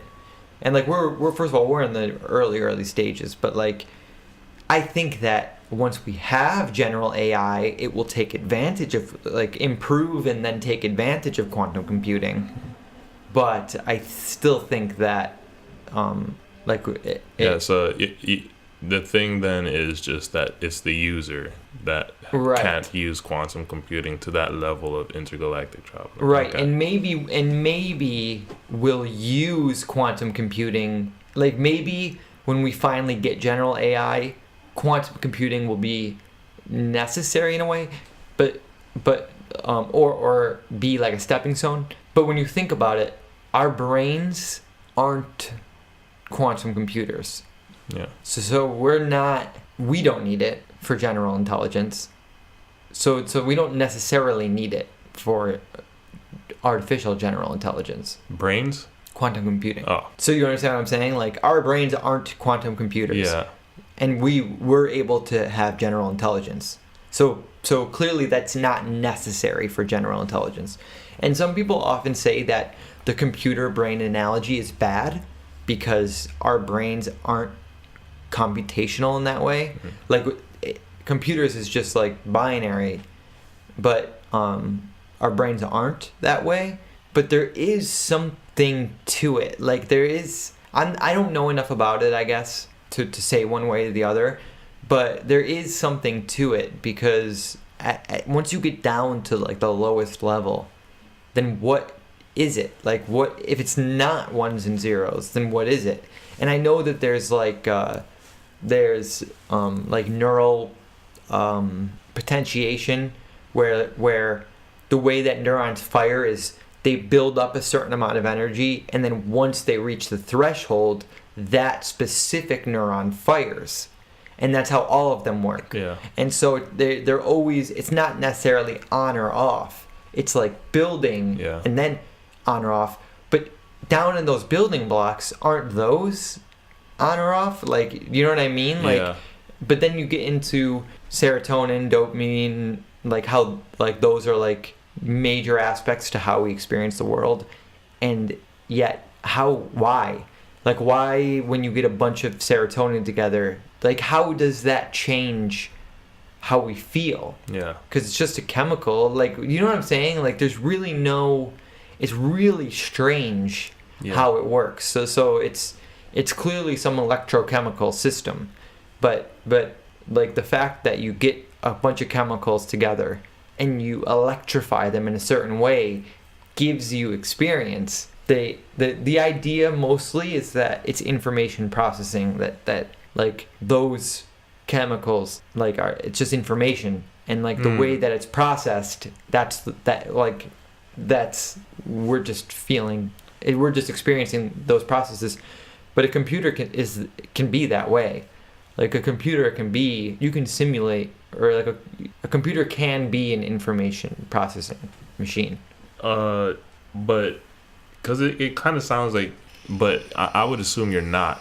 It just sounded like you were confused by the phenomena of like why chemicals would give experience, but well, everyone is confused by it. Yeah, I mean, there's really no that's the whole hard problem of consciousness.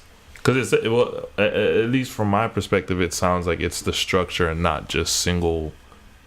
Totally. But I'm just saying, like, the hard problem of consciousness, that's what that's all about. Yeah. Like, we could get it down to like exactly like this conscious experience comes from this exact formation, this exact pattern of these exact chemicals with this exact electrical frequency and charge, and there's your answer. That's consciousness.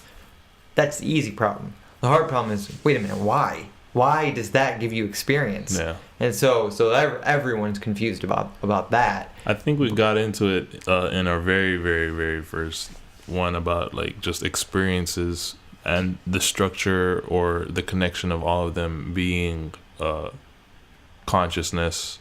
Is that pretty? There's a theory called proto-panpsychism, which is basically that all matter holds like consciousness, like doesn't a piece of consciousness. Panpsychism is the idea that consciousness is in everything, but proto-panpsychism is that the building blocks of consciousness are in everything. Yeah. And it's when you collect them together that you get like a full blown conscious experience like we have.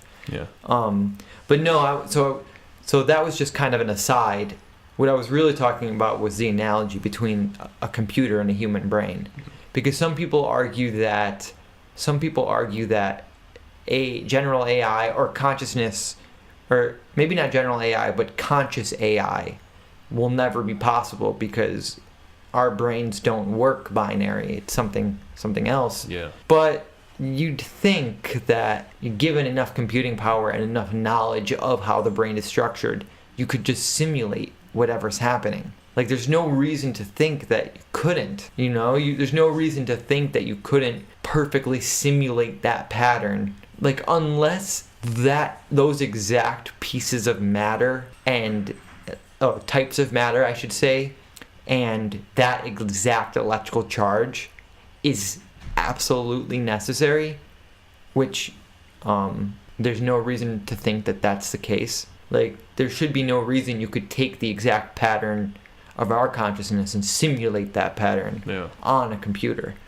I think it's foolish to think that the exact chemicals that are used in our brain are necessary for consciousness. Because it really sounds like a struggle of trying to pinpoint consciousness down to like some single thing, as opposed to observing it as a function or a structure of these different parts in the brain coming together and forming that. Like a pattern? Yeah. But not, and it's more than just a pattern now too. It because we also are taking into, we also have to consider that it's a pattern of these certain things, like the cells and right that matter. Yeah. That particular matter. I actually don't think that that's important. The particular matter? I think the particular matter isn't important. It's only the pattern that matters. And it's like even when you get down to the particular matter, it's just more of the pattern. And so you could still replicate that pattern, even of that particular matter, on a simulation. And to be clear, though, I do think that we'll get general AI before we get a simulated brain. I think that when we get general AI, we'll be able to just ask it to simulate like, hey, a brain. could you simulate a brain? Yeah.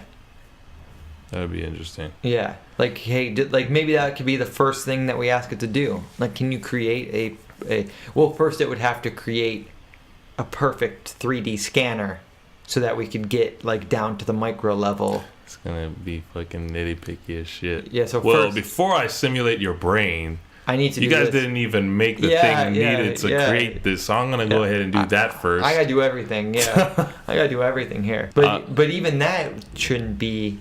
Like, you'd think that, like, something that's as intelligent as super intelligent AI will be, that it will be able to take the knowledge that we have currently and say, okay, to get this knowledge that you want, I'm going to have to do a couple things first. And I will be able to with the knowledge that you have. Like, even if it's as far as, like, you're going to have to run some experiments first. So I know, because I don't know this stuff yet. I only know what you know. So first you're going to have to run this experiment that you haven't thought of yet, that I'll design, so I can get a little more data, and then I can go on and do what you've asked me to do. Yeah. And I think that that's really interesting. Yeah, that would be dope. But here's the thing. At that point, what will you want that you'd rather have done by a human?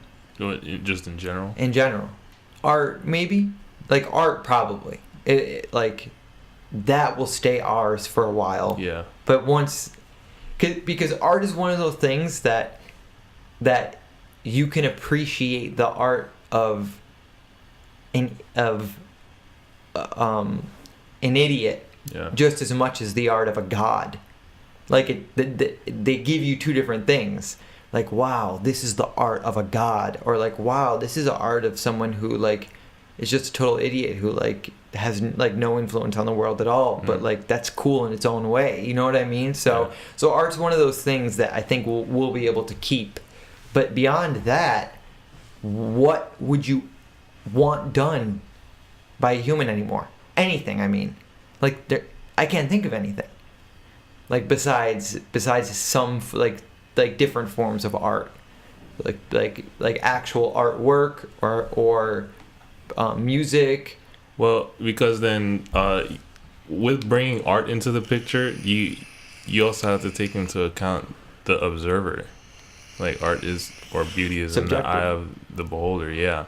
And so, like... the value of it is subjective. Yeah, you could always bring that question up, like, what would you want done by a human if AI would be able to do it better? Better, right. So certain things, I think the value is entirely objective. Yeah. So the microphone I'm speaking into now, who cares who made it? Yeah. Like, who cares how like artistic they were? Like, you just want it to work. Now maybe the design of the microphone, you can give that to a human. Like design, but that's still art.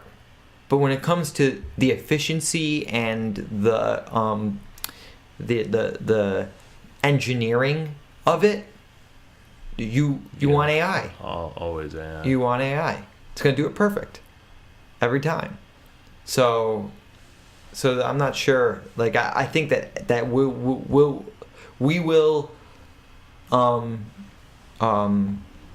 we'll dedicate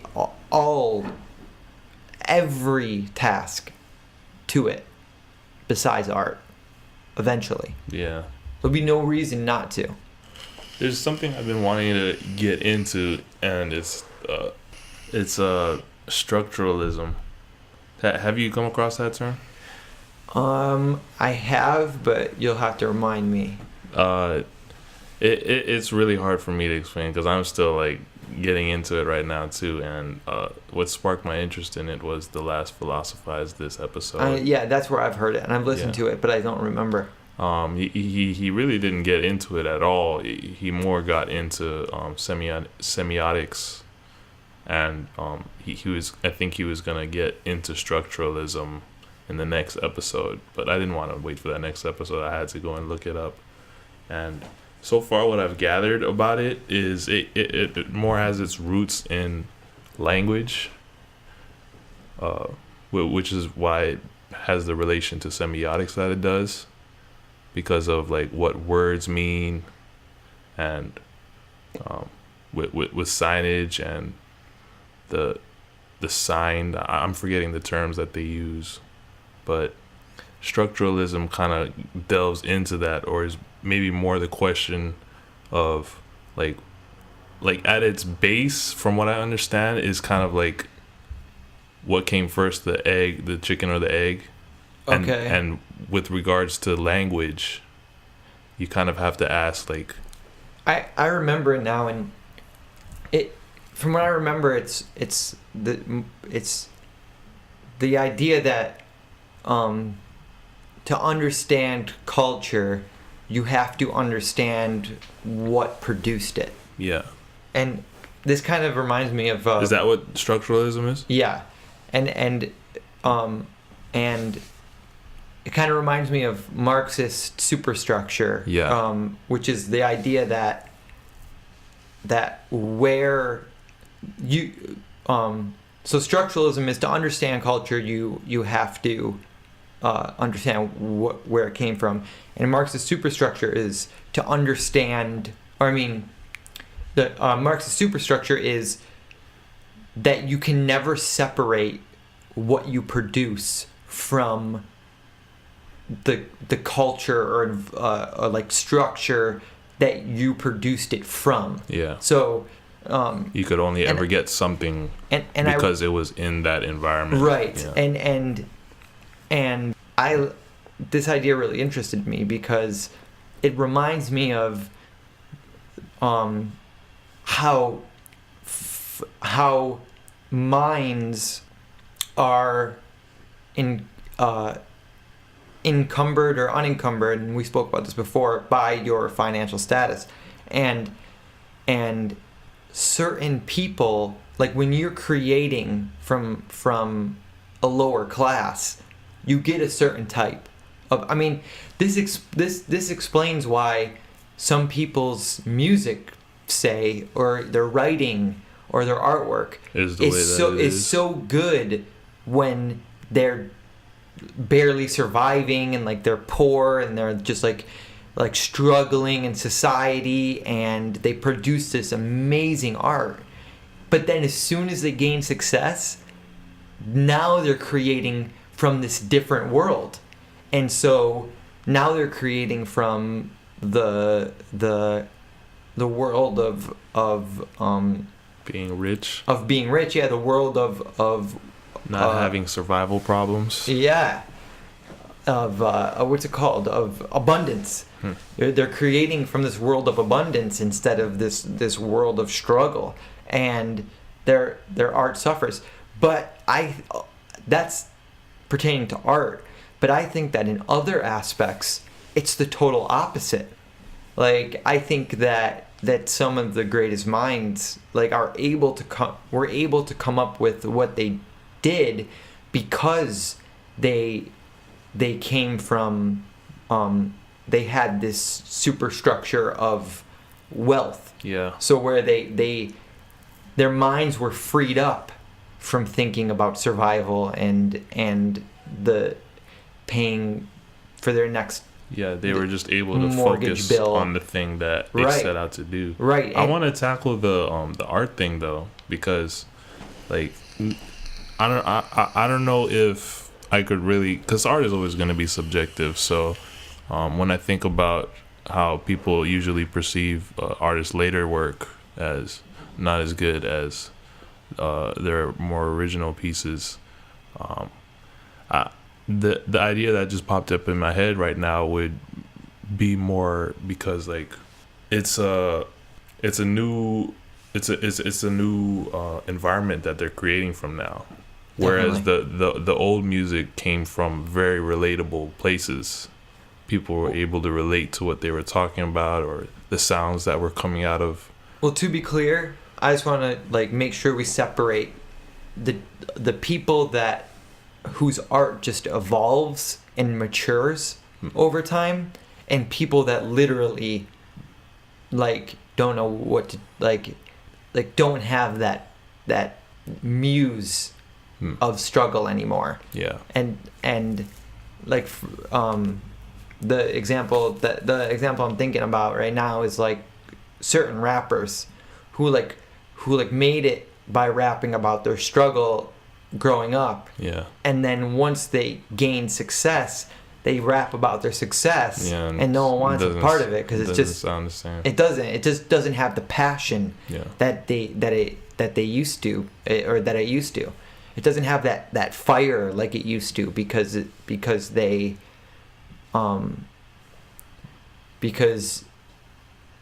they're just rapping about like being okay. Yeah, it's a little unrelatable to the people who came out listening to them in the first place. Right. And even if it is relatable, like even people that are rich that are listening to it, like there's just really nothing. There's no passion behind rapping, like rapping about being okay, as compared to like the emotions that are brought up. Yeah. Because on the contrary, there are some people that rap about being okay, and it's a totally different thing because they are passionate about like finally making it, and like you can hear it in their music. But then there's other people that they're just kind of complacent now, like they made it, so like they don't have that fire under them anymore. I want to comment on that too because I think somebody who does that pretty well. I brought him up before was Jay-Z with the 444 album. Like, and people really resonated with that, and there were multiple things that went into the acceptance of that album. That's the most recent one. Yeah, like the things that he's talking about, and I really do think it's a problem of relatability because some people aren't able to portray what's going on in their lives in those later albums. As opposed to some people like Jay-Z who was able to make it understandable. Like, although some people got pretty famous not being relatable at all, people just like to hear them talk about how good they are. Like I remember Lil Wayne's raps, like there were. He's a good example too. There were entire he is, and there were entire albums of him just telling us how awesome he was and how rich he was. Yeah. And like that was his whole album, but it was good because like the wordplay was good, like he still had it, you know? So even though like honestly, especially the culture that he comes from, like I just have nothing to do with that. Yeah. But his raw talent, his skill was so good that I loved it. Yeah. But now I mean, listen, Lil Wayne, I grew up on you, you're awesome. Like literally. We're talking about Lil Wayne right now. Dude, he's my favorite, but like for a while he was my favorite. Like Drought 3 was so good. But now, it's just, he's not, I don't know. He's just not there anymore. And it's not like anything changed. Like, even when he was rich, like, because his early stuff when he was just coming up, that was good, but like in a different way. But even when he was first rich, he was still coming out with fucking dope raps. But now it's just still talking about the same thing, but he lost the fire. Yeah. And so he it's just no good anymore. I want to say something about that because I don't know how much you keep up with at least like the hip hop community. I kind of, my only access to it is through Reddit. They got hip hop heads. Okay. And I don't keep up very much. Well, there seems to be kind of a turn on his on the view of Lil Wayne. It's a really interesting thing to see because growing up, like people were on him. Like Carter 3, I think, was kind of like where he was kind of like really starting to show through, and I think that was like his last really good album to me. Yeah, that was that the one with Lollipop on it, like the really pop music, like, and it also had like those other songs. It was like that non-stop song that people were like bumping forever. What's that one called? Build. What's it? Build the Beat. Yeah, that's a good one. Yeah, that one is good. Yeah, that album. And then Misunderstood, the end. Yeah, that was great. That album was like that was like the beginning of like his peak, and people were like really coming to like recognize like, yo, this guy has like some dope stuff. But then the people who were already on him were looking at it like, dude, what is this bullshit? And so you could really see like the peak and the decline in that album. But I feel like one of the big things that assisted in his whole decline was just the view of like his lyrics and how people were kind of catching on, and like, this guy's just talking about nothing the whole time. At least that was my view. A lot of I think that I agree, but I think that he used to be good at talking about nothing. Yeah. And like, once he started losing that edge, like, people couldn't follow anymore, because they were like, you were talking about nothing before, and but it was so good I was okay with it, but now you can't even talk about, like, you're not even good at talking about nothing. Well, that's why I'm bringing it up, because it's an interesting thing to watch, at least like, because my access to what I'm observing as the hip hop community is just like these comments and stuff, and it just seems to be an overwhelming amount that tends to go to one side, and then they come back to the other. And so that one side in the beginning, starting with C3, when people around me and just shit I would see online of people kind of like commenting on like his lyrics, I guess, and then the choice of music he was tending towards. And then you would see him go towards this rock image, and he would put out those albums. And then like it'd just be kind of like that, where people were starting to decline in their liking of Lil Wayne. But then more recently, he's kind of like put out some of these stuff. I think he just put out Dedication 6 recently, and before that it was Dedication 5, and it's you kind of see like this thing kind of picking back up. People are like really like, damn, Lil Wayne's back. And I'm like reading these comments like, what? And I go and listen to it, and I will say that he does kind of have like this edge, but it was the same edge as before. Now, a little side thing, my whole thing with Lil Wayne was, I liked his stuff, but if you sit through like a minute of it, at least in my observation, you kind of get it. Like, he's really talking about nothing. Yeah. And so I was just like, okay, this is cool. I'm over it. In the span of a song. Some of these people kind of like went through like a whole album to like really understand, holy shit, he's talking about nothing. Right. I'm over him. And then, so bringing it back to the present moment where I'm seeing these people like really commenting on his stuff again, and I give it a listen. I'm like, this is, he I can kind of see what they're talking about, but still talking about nothing. Yeah, he just kind of like brought it back to the old stuff. Yeah.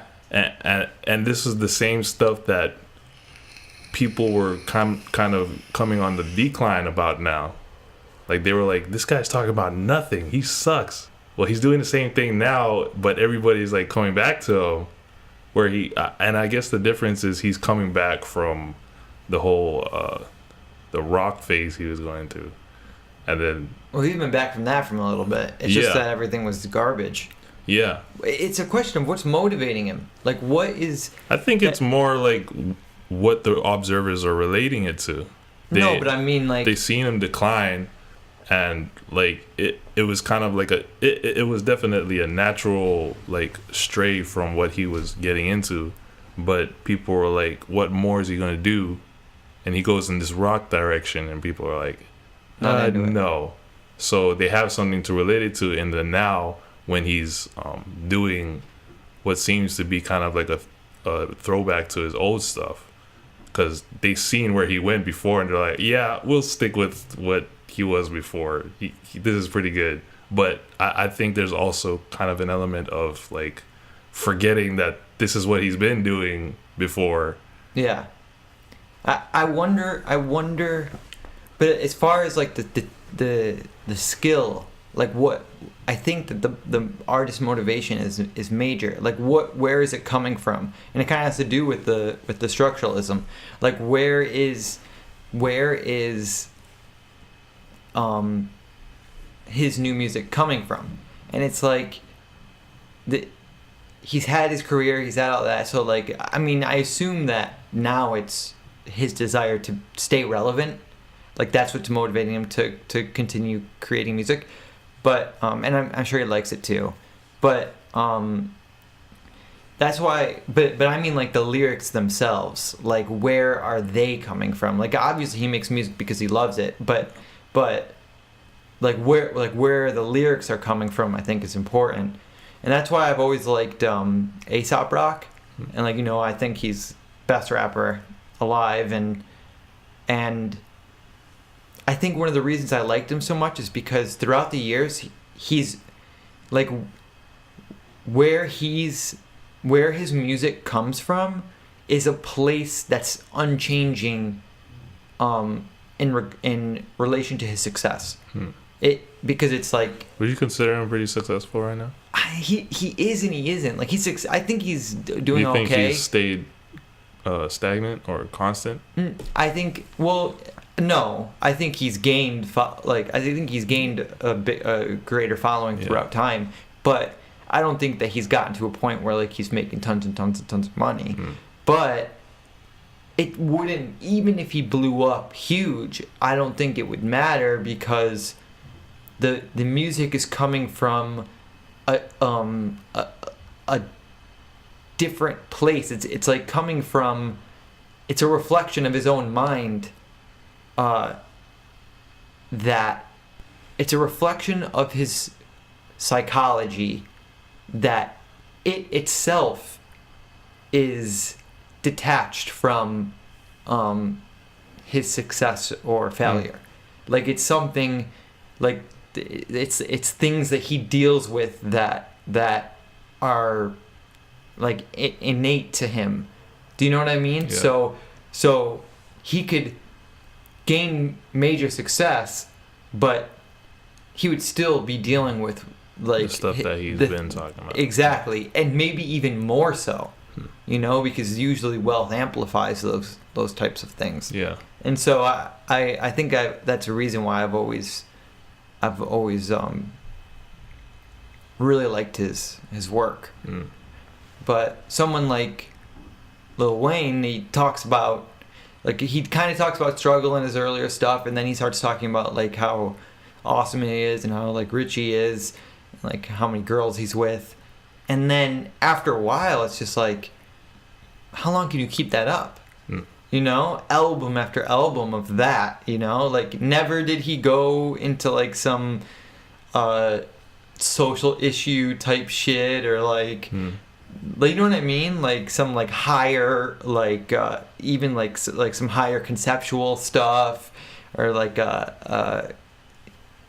political or anything, really. Like, sometimes, every once in a while, but like really, it's just been, I'm awesome, I'm rich, I fuck girls, over and over and over and over, album after album after album.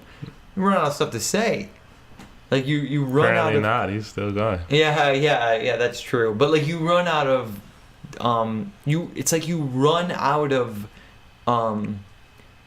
it like that's like a jar you're filling up with talent, and you just run out of room. Like you just can't, like all the talent that you could put in that direction is, it's over. Like it's that topic is saturated, like with the skill that he's thrown at it, and he did, like the wordplay and some of his good stuff is really good. It is like it now, like the type of music and the type of rap I listen to now, I don't know if I'd be as into it, because like I'm into more like more complex like lyrical structures. Like, that's why I like A$AP so much. You probably like Lupe. But I like Lupe. I think he's really good. I don't think he's as good as Aesop, but I still think he's really good. Like that's without a doubt. Especially some of his his older stuff. Yeah, remember that song Daydream? Yeah. I love that song. Like that's the only song you won a Grammy for. Really? Yeah. I didn't know that. Yeah. That's a good song though. I mean, that was well won. Yeah. I thought it was an alright song. At least in the scheme of his entire body of work. Like that was an alright song. Yeah. Yeah, but like relating back to the whole structural thing, just because I think it's an interesting way to see things, and I still don't know if I fully grasped the concept that they were going about, because I assumed they were going to be going about trying to explain society in a bigger way beyond what it actually went about doing it.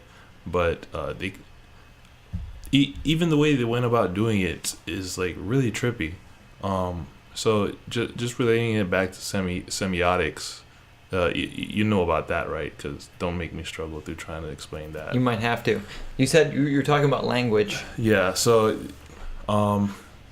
Philosophize This brought up a good example of just like the word cow and what it refers to when you say that word, and also the word when you write it, COW, right, and just how it all relates to each other, and just kind of the connection of that to society and I guess culture too, because you also have to take into account like these different cultures who do have different words for these different concepts. I'm kind of forgetting where I'm going with that. It was relating back to the whole AI thing. Because of the whole structure of it all. Because they were going about saying how culture was what gave rise to language in the first place. Well, so semiotics is like the meaning, semiotics is just the sign and what's being signed. And the meaning of it. Yeah. Like the concept and its sign. So like meaning being assigned to different symbols and words to language. That's exactly. There's this concept called the noosphere, noosphere, and it's basically the idea that of the the sphere of language that we live in, like the psychological sphere of language, that, so we interpret reality with. So we live inside these spheres of language, like all the words that and that, like when you interpret the reality you're presented with, like that's what you tend, like that's what your mind falls to, is the words to the words that you know. So like you kind of interpret the world through language in a way. Yeah. But, and that's actually kind of what it gets into, because with the concept of what came first, the chicken or the egg, you have to ask what came first, like words or the concept. Right. So, and I guess it would seem kind of simple to point out, of course, the concept, like we're trying to like label it, so of course the concept would come first, but then the word stays still as the concept evolves. So that's an aspect of it too. So like once you create the word for cow, the word's there, but then like as you learn more about the animal, or as culture evolves, there's more that you attribute to the animal. So like Hindus revere the cow, so the word stays there and it's the same, but now it means something even more. Like now it means now there's like a sacred aspect applied to the concept. So I think that's an aspect of it as well. But so with structuralism, I could see how it could be thought of in that way. What comes first, the independent variables that the structure, that the underlying structure forms around, or the underlying structure forms and it gives you these specific independent variables. So like for example, people, like certain types of individuals, like, do you get these certain type of individuals because of the underlying structure, or did you get the underlying structure because it was built around these certain types of people? Yeah, and I guess it's from my perspective, it starts getting into this is where I should really be like finishing my research when I do get into it, because I still haven't like gone through all of what it is to understand about structuralism. There's already post-structuralism, so that tells me that there was an end, and I very obviously haven't reached like the full understanding of it to grasp like what the end of it was. But but post doesn't mean that. Like there's like structural, like there's modernism and then postmodernism. Yeah, there was no end. Postmodernism is just an argument to modernism. Yeah, so modernism was a certain way of looking at the world, and then postmodernism is just people that came along and said, no, we need to do it this way instead. Understand it a certain different way. And structuralism's the same way. Yeah. Like it's just a way of seeing things, and like post-structuralism is clearly a different way. It doesn't even necessarily need to be totally in opposition to structuralism, whatever post-structuralism is. But I definitely think that it goes both ways. Like, I don't think there's really any answers to what came first. I think it's just, I think that they probably like kind of began together, and that even to this day, like the underlying structure influences the individuals, and the individuals influence the underlying structure. Like it's like an interconnected system. But have you ever heard the joke about the chicken and the egg? Like, what came first, the chicken or the egg? And like the true answer is a animal that what came first, the chicken or the egg? And it's the egg. That's the answer. But it was laid by an animal that wasn't a chicken. So like there was an animal that would closely resemble the chicken, and like it laid an egg, and because of evolution, like it had slowly been going that way. But like to the chickens we know today, eventually one day there was a first egg where that was like that had the genetic makeup of the full chicken. So what came first, the chicken or the egg? The egg by an animal, by a bird that wasn't a chicken. That it was similar to a chicken, like probably similar to the point that we couldn't even tell the difference. But like to the genetic equivalent of the chickens we have today was an egg. If that was a joke, I've heard many variations of the joke, but not that specific. Well, no, that's just. I mean, it's not really a joke. It's true because it's true. But it's funny. Like it's a funny answer to give, I guess. It was the egg. Yeah, it was the egg laid by an animal that wasn't a chicken. I want to hear that from the person who thought of that joke. There's probably some fucking scientists. Well, it probably when they thought of it, it probably wasn't a joke. Someone probably said, "I wonder what came first, the chicken." Like someone probably said that, like talking about that question, and the scientist was like, "Oh, it was the egg." That's obviously. That's what happened. But yeah, we'll have to get into structuralism, and we can even talk about post-structuralism as well. We'll do some research in between episodes, and we can come back to it. Yeah. But I wonder how deep it goes. Like I wonder if the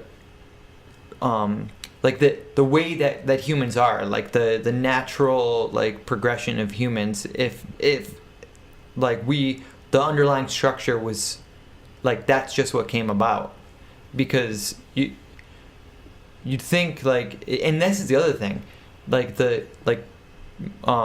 so there's a field called of research called memetics. Yeah. And it's basically the study of the evolution of culture itself. Yeah.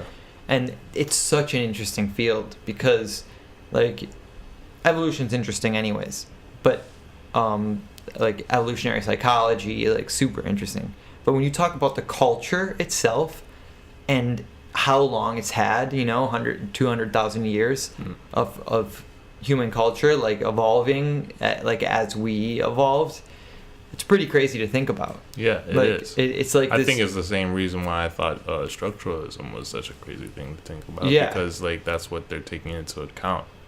Like, and the thing that I'm taking away from it is just like what seems to maybe obviously be a product of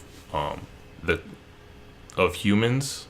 Also, in structuralism, or what sounds like memetics is going towards too, may also be what's helping to structure humans in itself. Like the society? Yeah. Like, just the whole how society functions or whatever. Of course, we created it, or maybe we did, but there's the possibility that that is what is making us do the things that we're doing or be who we are. Yeah, and it's interesting to think about how far back it goes. So like there's certain aspects of culture that you don't really think about anymore, like just random example, clothes. Like the fact that we wear clothes. Yeah. Like there's and not just that we wear them, but that they're like pretty much requirement. Like there's some and people that's that all over the world. Like, yeah, you go to a tribe, they have some kind of clothing. Yeah, and like of course it started as protection, but like at what point did, and like this is an aspect of memetics, but like at what point did it start to become unusual? Like where, because I'm sure that back then it was, yeah, you wear clothes and because like they protect you from the elements, but if you're safe, you could just take them off and no one was like, I wonder at what point people started being like, what are you doing? Like, why are you naked? You know, like if you're like in a cave and you're totally safe and like there's no need to wear them anymore, like at what point did it become odd? And that stayed with us forever. Like that became like a massive part of like to the point that like we accessorize it. Like they're not just for they're not just for protection anymore. Like we accessorize them. It's a statement of fashion. And let's try to like imagine that though. Like what goes into the mind of somebody or like whatever being is living at the time who's in the beginnings of clothing, and they see like one of their acquaintances just running about without their usual loincloth on. Right. I would think there's a piece of like maybe societal kind of or communal. Yeah, I assume villages had started already. Yeah, like they weren't just nomads. Yeah, that like, and whatever communication they had back then, they're probably like between two people referencing this guy running around without his loincloth, and it's some form of like ridicule. Like, hey, look at this motherfucker who's running around without his loincloth like a weirdo. Yeah. Or different from us. Yeah, I assume it started because most people they just wear it so often. Like it started to become even though it was for protection, like it started to become part of like the culture. Like, okay, we're all gonna, like, people wear these most of the time. So then maybe, because at first I doubt that someone took it off and like, whoa, but like it probably was just like more and more unusual. Yeah. Slowly, like it became more and more unusual for people to, and then eventually, like it got to a point where like it was unusual to where you'd be kind of taken aback by someone. Yeah, running around without any clothes on. Yeah, but that's the thing that people and we talked about this last time when we talked about evolution. That's the thing that people don't understand is how gradual change is. Like, it's so gradual, Super like so slow. insanely Subtle. slow. Yeah, that like the way that things were, even like now we're not used to it because of how quickly things change because of technology. But back then, it was unbelievable. Like how slow things changed. Like things would remain the same for thousands of years. Like with no real technological advancement, no, like I'm sure that culture still evolved, but I think that now it's you can barely track it because now we're all connected, via the internet, and like back then it was just like, okay, this is how they were, and this is how they slowly, like, yeah, they connected it, whatever, but pretty much like this is how it built. But now it's so connected and just like one giant like global culture, and of course like each culture is unbelievably different, like from another, but the way that they're influencing each other and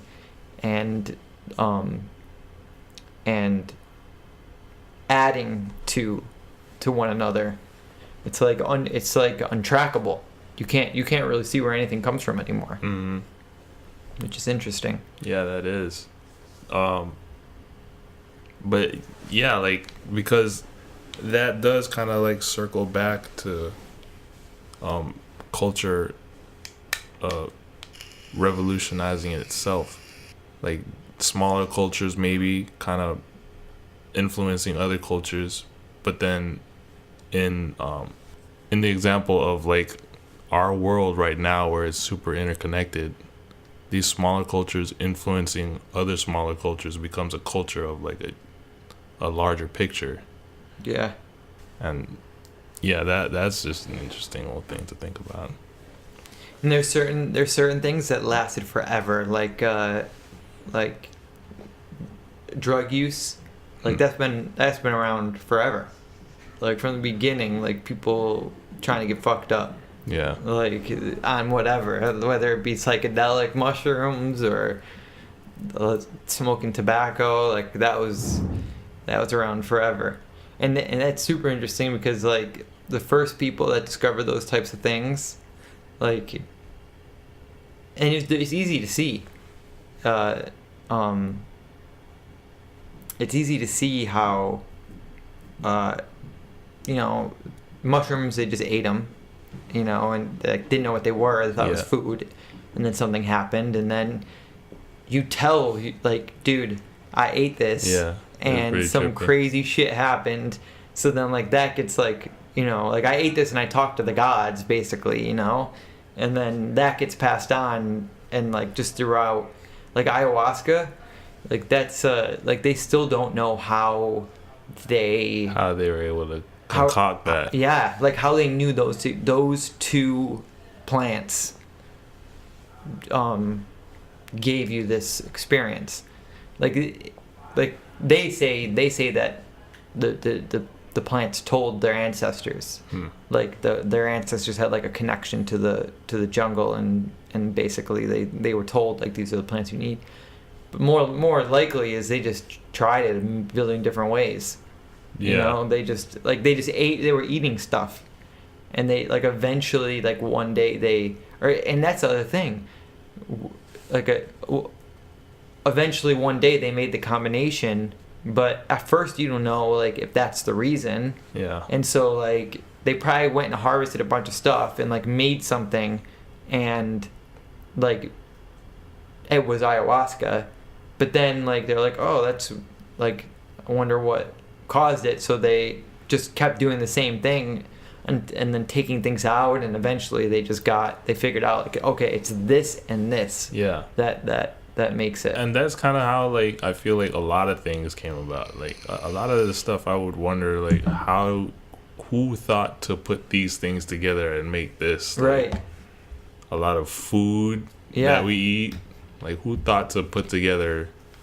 And that's the thing, because people always are thinking about, like I said, they're always thinking about a moment, like, like how did they, but it's gradual and it's time. It's just so much time. Yeah. Like the amount of time is just unbelievable. But there's the concept of psychedelic perennialism, which is basically, perennialism is the idea that all religions are basically the same. Like they're not at all, but like they're all basically rooted in like the same idea. Like they all started from the same place and then they slowly like spread out throughout time and changed drastically. But psychedelic perennialism is the idea that they all started from the same thing, and that same thing was psychedelics. Wait, what about psychedelics came together from the same thing?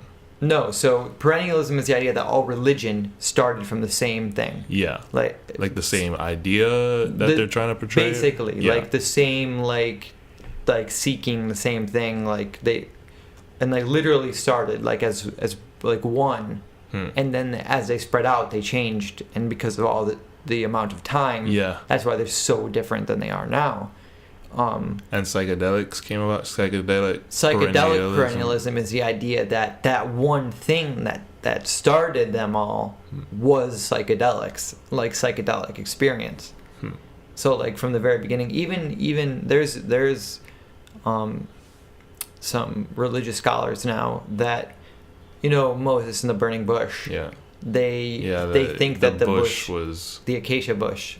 So they had a DMT trip. Yeah. And like ayahuasca is clear because it remained until today, but a lot of people think that like way back when these religious texts were written, that's where they came from, and then that was eventually phased out to where it became like spiritual instead of well not just that, because I think it was spiritual back then, but they phased out the psychedelic aspect of it, and so then it just remained like you put that in and it makes sense, you know.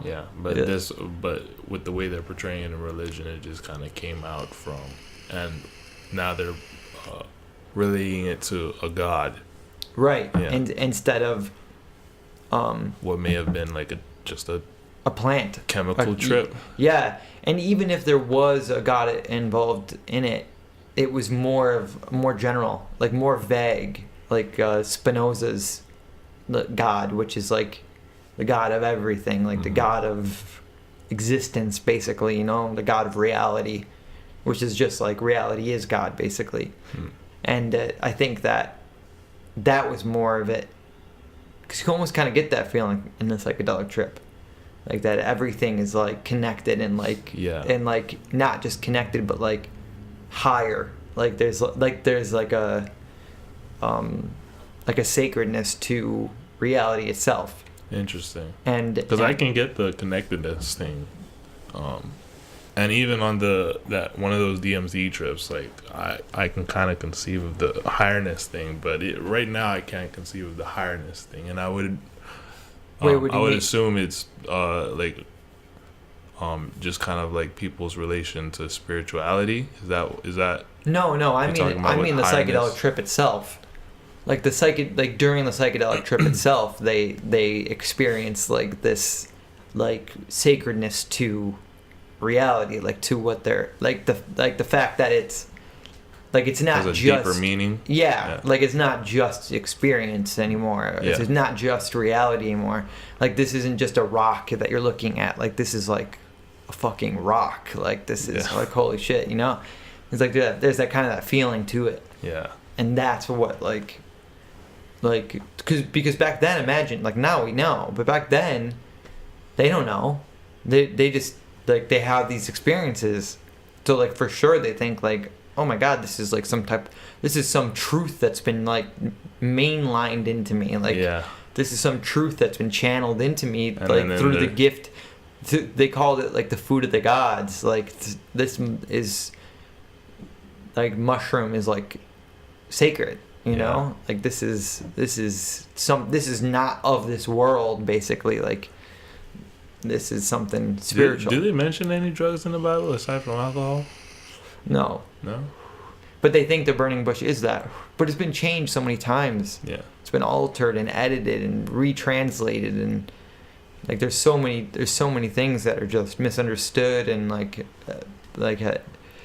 there's tons of books that were left out, and then were put back in, and then other ones were taken out, and like the final one we have was put together. They had these councils, and there's the council, like the Council of Nicaea, the Council of something else, Trenton maybe. Hmm. But it's like these councils where like the head people of the world got together, and we're like, let's make this like a single book instead of like all these texts lying about. Yeah. And like we'll make that the religion. And the one where like the Bible we have today was put together, they basically just got together and said, okay, like this book, like this has like some teachings of Jesus that don't really follow with what we're trying to portray so we're here. gonna take that out. So we're gonna take that out. There's a book called On the Origin of the World, where it shows the God of the Old Testament, who was an evil bastard, like when you really look at it, as like the villain, like that God was the villain, and the devil, like quote unquote the devil, the serpent, came in and he was trying, the God was trying to keep the wool over Adam and Eve's eyes, like trying to keep them ignorant. And then the serpent showed them the tree of knowledge, so he was the hero. The Origin of the World. It's called On the Origin of the World. Yeah, and it portrays like Lucifer as the hero who showed them the tree of knowledge, which imbued them with the ability to reason. Yeah, that's interesting. Yeah. Who wrote that book? On the Origin of the World? Yeah. Oh no, it's in the ancient text. Oh. Like this is a book of the Bible that was decided not to be put in. Really? Yeah. Oh shit, I had no idea. Yeah, there's a ton of different ones too. There's the Gospel of Thomas, which is a good one. So this was an original text of the Bible, referencing itself and putting it. Oh, okay, that's pretty but cool. there's no, it wasn't, because the Bible, there is no original text of the Bible. Yeah. Like the Bible was literally just a bunch of old text. Yeah. That laying they put together. like religious text, but not Christian religious. Yeah. Like just religious texts in general, like spiritual text is a better way to say it, that they put together and decided to call it one religion, and like most like religious scholars believe that Jesus wasn't even Christian. Like he was just like kind of a spiritual isn't that the guru. main thing right now? Like, oh, he was a guru. Not like a guru as in just like a guru just means teacher. Like like you could be a archery guru. It just means you're. So he was just like a spiritual guru, like a master teacher.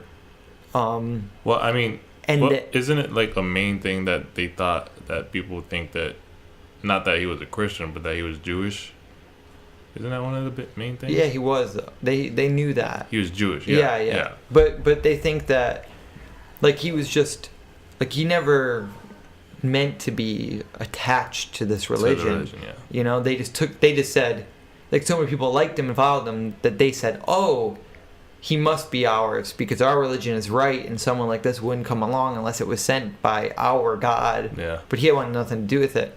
There's some people that even think he went that like, because the lost years of Jesus, like he was like a teenager, and then in the Bible it skips, and now he's 30 years old, and he was a teenager, he leaves, and then there's no account of those middle years, and then at 30 he comes back, and that's when like the story of like the miracles and the teachings, that's when that all comes around.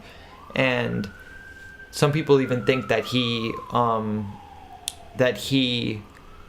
went east and picked up some Buddhism and some Hinduism, just not even like Buddhism or Hinduism, but just Eastern tradition. Yeah. And he brought that back with him, because like there's books, there's something called the Nag Hammadi Library, which they found all these texts that were like the books of the Bible, but it wasn't in a Bible, they were just the text, but with all this other text that was talking about the same stuff but was not in the Bible we know today. It's just, there were just like extra books that they decided not to put in. And there's one where like, because you know how Jesus is supposed to be the Son of God, like there's books where he's like, I am the Son of God, and so are you, and so are you, and so are, you know what I mean? And they did not want that book in, you know, like we are all the children of God. Like that's what he meant, you know, like he never meant he actually was. Like they twisted him up. That's crazy. Yeah, there's actually like a religion that's not followed anymore really, but it's called Gnostic Christianity. Gnos. Yes, Gnostic Christianity, and when you read it, it's like these really, I mean, they're out there. The ideas are out there, but like the spirituality they're talking about is more. It's like more Eastern, like more like Buddhist than what you're used to. Like it's not just like there is this God and you must worship him and that's it. Like it's more like truth and like honor and like they're like it's like really kind of poetic and more like seek the truth and what are they referencing for that one? The books that got taken out of the Bible? Right, they call them the Gnostic scriptures. Oh, okay, cool. But they yeah. And again, like it's you. People forget, and it's because of like how we think about religious text. It's hard to understand, but they were never taken out of the Bible. Like the texts that are in the Bible had nothing to do with one another, other than they were like kind of talking about the same thing. There's tons of other texts that fit that criteria. Do you know what I mean? Yeah. Like there's tons of other texts that fit the criteria of the books of the Bible. Like with Jesus and everything. Like different like teachings he gave and stuff like that. And accounts of his teachings. Like physical accounts of people that witnessed them. Yeah. And they just aren't the teachings that the people who put it together wanted to convey.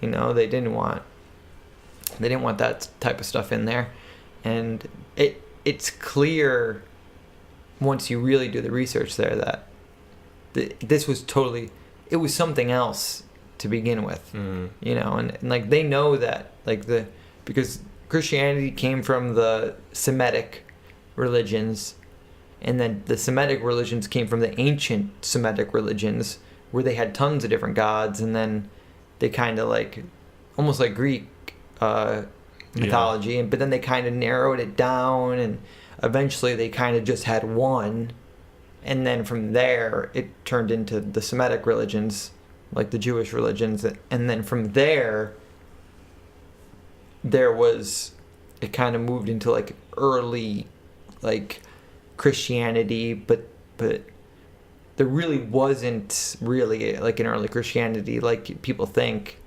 And then like Jesus came along and they took him as their own, and that's when you really get, because they you know, they said, oh, like this is our God's son who was sent here for a specific reason. But it's interesting. Yeah, that is. Especially when you read the Bible, and like if you just were given it with no information, like the story that people know like as Christians, it's not really in there. Like there's a million different ways that you could interpret it. Yeah, like they just have a narrative, and like people just accept it. Like, oh, so here's this verse and this means this, but like that's just because that's what everyone's been saying for so long. They just assume that that's what it is, you know? You know who does a pretty cool job of like interpreting the Bible? Yeah, he's probably just one of many, but Jordan Peterson, he gives out lectures on like, I think he's going through the Old Testament. I like it. I like that he does that, but he doesn't stress enough that that's not how people think of it. Like, oh, like you think he should stress that more? Yeah, like he should. Yeah, so he should be more vocal about what he's talking about and is how not he's the interpreting same. it. Yeah, and that this is how it should be.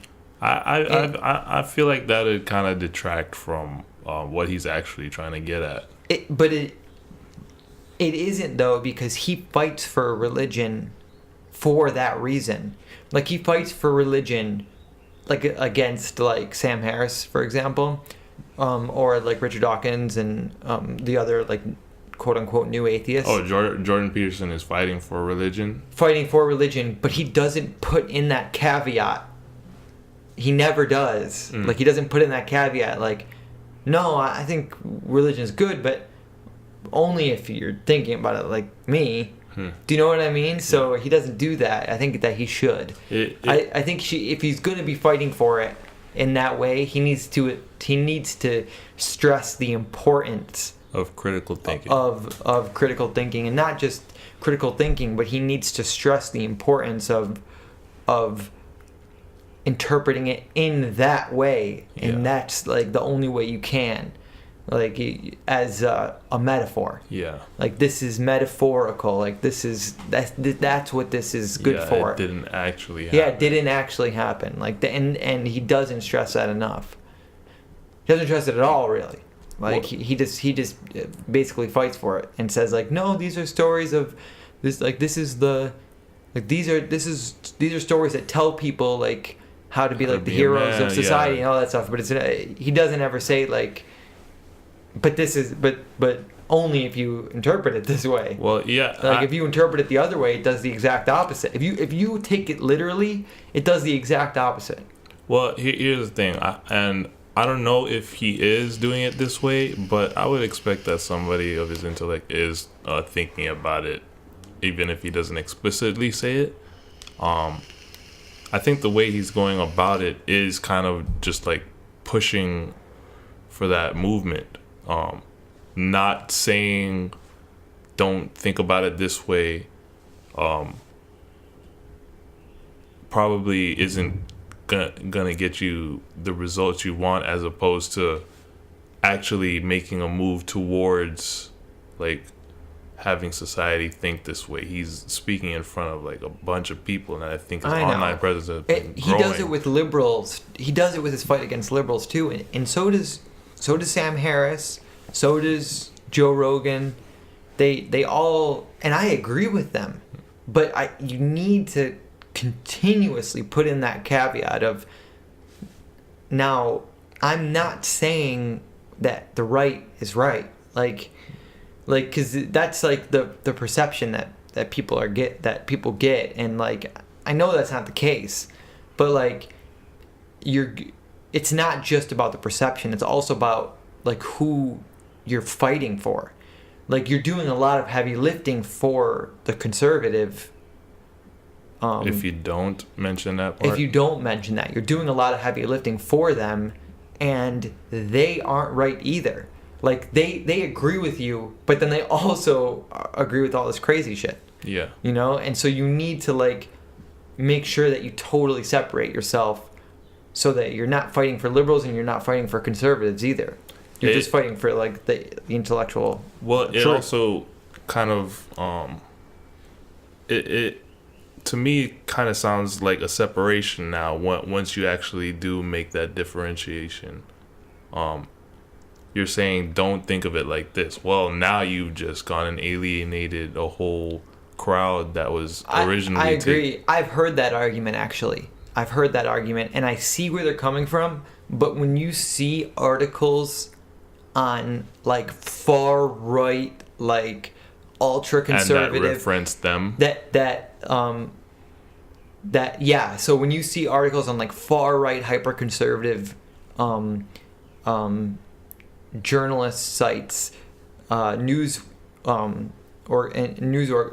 organizations saying like anti-feminist Jordan Peterson like slaughters whoever in argument, it's like, and like, yeah, feminism like is getting out of control and this and that, but like also we don't think that like also we think that gay people should have rights, and like also, you know what I mean, like they're touting him as their hero, yeah, when he needs to be his own, or like the hero of the people, you know, not any specific side.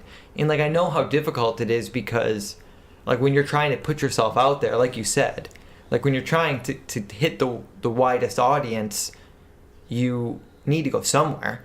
Like, you know what I mean? Like if you're gonna appeal, like even though he's not like really like hyper conservative like that, the liberal news organizations won't let him on there. They won't let him give an interview there without just attacking him the whole time. Yeah. So unless he's in for a debate, like he can't really go promote himself there.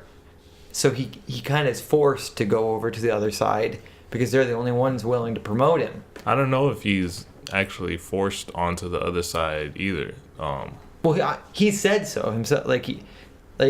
There's a few of them too that like have said this. Like, there's no, like, if I want to go somewhere to promote like what I'm doing so that I could reach a wider audience, and so they can hear like this important information, this is the only this is the only option. Okay.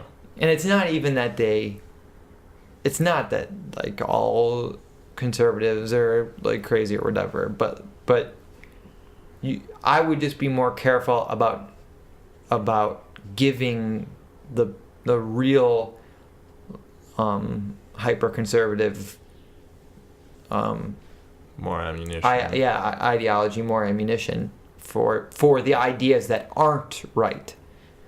You know, or not right, but you know, like not right as in like correct, but like that aren't part of the value system that you hold. Yeah. Because what I'm thinking about when I think about trying to bring in that explicit mention of like this is not this, and the subsequent separation that occurs after that, like I feel like you'd get more progress out of maybe not mentioning it so much as far as pushing for your own agenda. So in a world where people are confused about like how to interpret the Bible, and you just give them your interpretation of it, you're probably the minority, but I wouldn't say ignoring these other parties' interpretations of it, but just not like bringing them into the conversation because it doesn't add value to what your interpretation of it is doing, I think kind of helps to further your own agenda. Because when he goes about bringing the Bible into his lectures, he doesn't need to say, hey, people look at it this way, don't look at it that way. If you just keep it, and it's probably gonna be like it probably comes across as like a very long and hard fought battle that is to come for him now, because he's not explicitly saying that. But I think it also becomes a battle that starts prolonging itself when you start separating your crowd now. Well, I don't think that he needs to really come out and say it every time. I think he needs to come out and say it when they try and take him as when they try and take him as their hero. Because it's not like it doesn't need to be like relentlessly reminding people, but these people already agree with you. So the people you need to get are the people on like the liberal side, who like think identity politics is the way to go, and the more that the way that tribalism is in this country right now, the way that people are separated into these two teams of liberal and conservative, and how rigid they are in their ideology, the every time that he is proclaimed as the conservative hero, the people on the other side who are actually the people that he needs to win over, because he won these people over already, like he instantly, like there was no fight he didn't have to fight for their approval, or not even for their approval, but just for their unbiased ear, to where they can actually be open to it. Every time that they do that, the listeners on the other side are covering their ears even more. Yeah. And I think that that's why it's important. So it's not just that it's not that he has to come out every time, but I think that he needs to kind of work it into his teachings. I feel like it... Kind of like you said, though. Like, kind of like you said, where, it's... like, just by what he's teaching, he said, like, it's inherent in his lectures that he's not really, like, part of that side either. Yeah. But I think that he needs to work it in just a little more. Yeah. Like, well, because I think what's happening here is with the whole mentioning of, like, hey, this is not that also is, like, trying to win over the other side, right? That's what that would be doing. Yeah.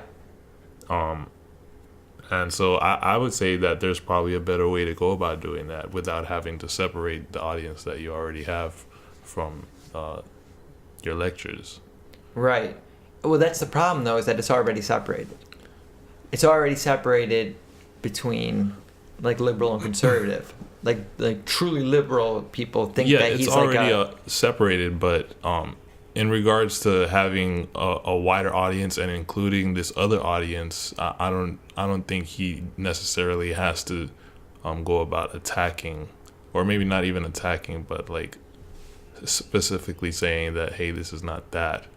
I think he can go about still, like, just talking about his lectures, because the message of his lectures is something that everybody can agree on. Well, clearly not. Well, I think if the only problem here is that it is the perception that's being had of him, and it's because people are having a hard time understanding that you can be against feminism or, like, forms of it without being misogynist. So yeah, do you know? So you can be against identity politics without being racist. Yeah. Like, I think that's what people are having a difficult time understanding, and the problem is, on the conservative side, you're letting they need to stop letting people speak for them that are speaking from a place of misogynism or racism. I think he's doing it in the way that it should be done, at least for his case, because whenever somebody does speak up, like, he's not going all out and saying, hey, this whole thing is wrong. He's very, like, precise with his words. No, like, he is. This thing is wrong. He is. But I mean the conservative side in general. Like, they need to stop letting people speak for them that are coming from those bad places. Yeah. You know, that's the main thing. Like, you need to, because now it's because it's been that way, like, for so long. Like, they need to drop the bullshit. Like, one side needs to drop the bullshit. Yeah, or both sides need to both. Yeah, but once one side did, they would invariably start winning all the time. But I think at this point, it's become so tribalistic and so separated and, like, ingrained in the public's mind of who each side is. The only way out is to, like, form some third party. Yeah. That's, like, just the fucking intellectual party or something, and just, like, like take the best of both. That makes sense. Like, you know, giving, like, being good to people, giving people rights. Like, who cares about, like, their sexuality and, like, this type of thing, and like come into a third party and go from there. But the problem is third parties never win. Yeah. Ever. Like, these two parties are so big. Yeah. Also, too, like, we don't take into account that maybe, like, a third party wouldn't be necessarily the middle. Like, what if it happens to be an extreme third dimension now? And then we just get ourselves back into the cycle of, like, extreme. Well, no, it could. But I'm saying what we need is a third party that takes the best of both. That's the problem. It's we're stuck on these two parties that both have so much nonsense that no matter which one wins, we still lose. Yeah. I don't know. It's difficult. It's a difficult thing. It's an interesting thing. Like, they got Trump speaking for that one side, even though, like, a majority of his own party doesn't even. No, they just want him because he lets them get, like, legislation through and things of that nature. And that's the other thing is, it's a whole different game when you start talking about, like, the politicians that actually, like, decide things, because their motivation isn't even the community. That's the biggest problem. Like, it's too focused on getting reelected, you know, and like making deals, like, to help themselves. And there's a lot of problems to overcome in this society. Like, it's pretty crazy how bad it's got, like, how broken it's got. And that's the thing, like, when it comes to, like, Jordan Peterson talking about religion, and I get it, but, like, I think it's more important to fight away from that now. Like, I think it's more important to leave that type of thinking behind, and then later, once you win that fight, you can bring back the metaphorical understanding. But right now, like, we need to move away from it completely, because it's doing a lot of damage. Like, the amount of people that in this country that don't, like, believe in evolutions per se, like, don't accept, I should say, evolution, is unbelievable. Because what he's essentially fighting for is the basis of, like, what has caused so much problems in the society that we're living in right now. So, like, I don't know. I kind of admire that he'd be fighting that fight, but also kind of, like, being thrown into the situation that he's in. No, I don't think that it's not about him per se. I'm just saying I think that fight is more important. I think that the fight against religion right now is more important than the fight for, like, a metaphorical interpretation. Because I think we need to move into, like, a secular. Well, because what he's essentially fighting for is the individual and the beliefs of an individual. That's why he keeps talking about, like, why these myths bring about the hero and stuff. Yeah, I know. Like, because it's the individual that helps to shape how the society goes about believing what it believes. And he's pretty clear. Like, he uses evolutionary theory constantly. Mm-hmm, yeah. Like, he's constantly talking about it. So, like, clearly he's not religious. Yeah. You know? But almost every other word, it's really hard for anybody on the conservative side to be referencing him as support when every other word references the contrary. Like, yeah, no, I agree, but I'm talking about the bigger fight at hand. So Like the people that listen to him are inherently going to be more like in tune with the intellectual world than the average, because and that's why I feel like his fight is like definitely where it needs to be, because he's essentially attacking their whole base. He's getting them from the base of the individual. No, it's who they are as individuals that's making them believe these crazy shit. Right. So now that he's in their thing, he's got them thinking about their own selves. He's only in the intellectual, like... intellectual realm of it. Yeah, like he's only... Normal people aren't listening to him because they just aren't there. You know what I mean? Like they either don't care about thinking about things that deeply, or they're not smart enough, or whatever. So like he's like naturally only the smarter people are going to gravitate towards someone like him. I want to say too, with his exposure growing, there's been, I want to say, proclivity for people to like summarize his lectures. Like there's a whole lot of them now.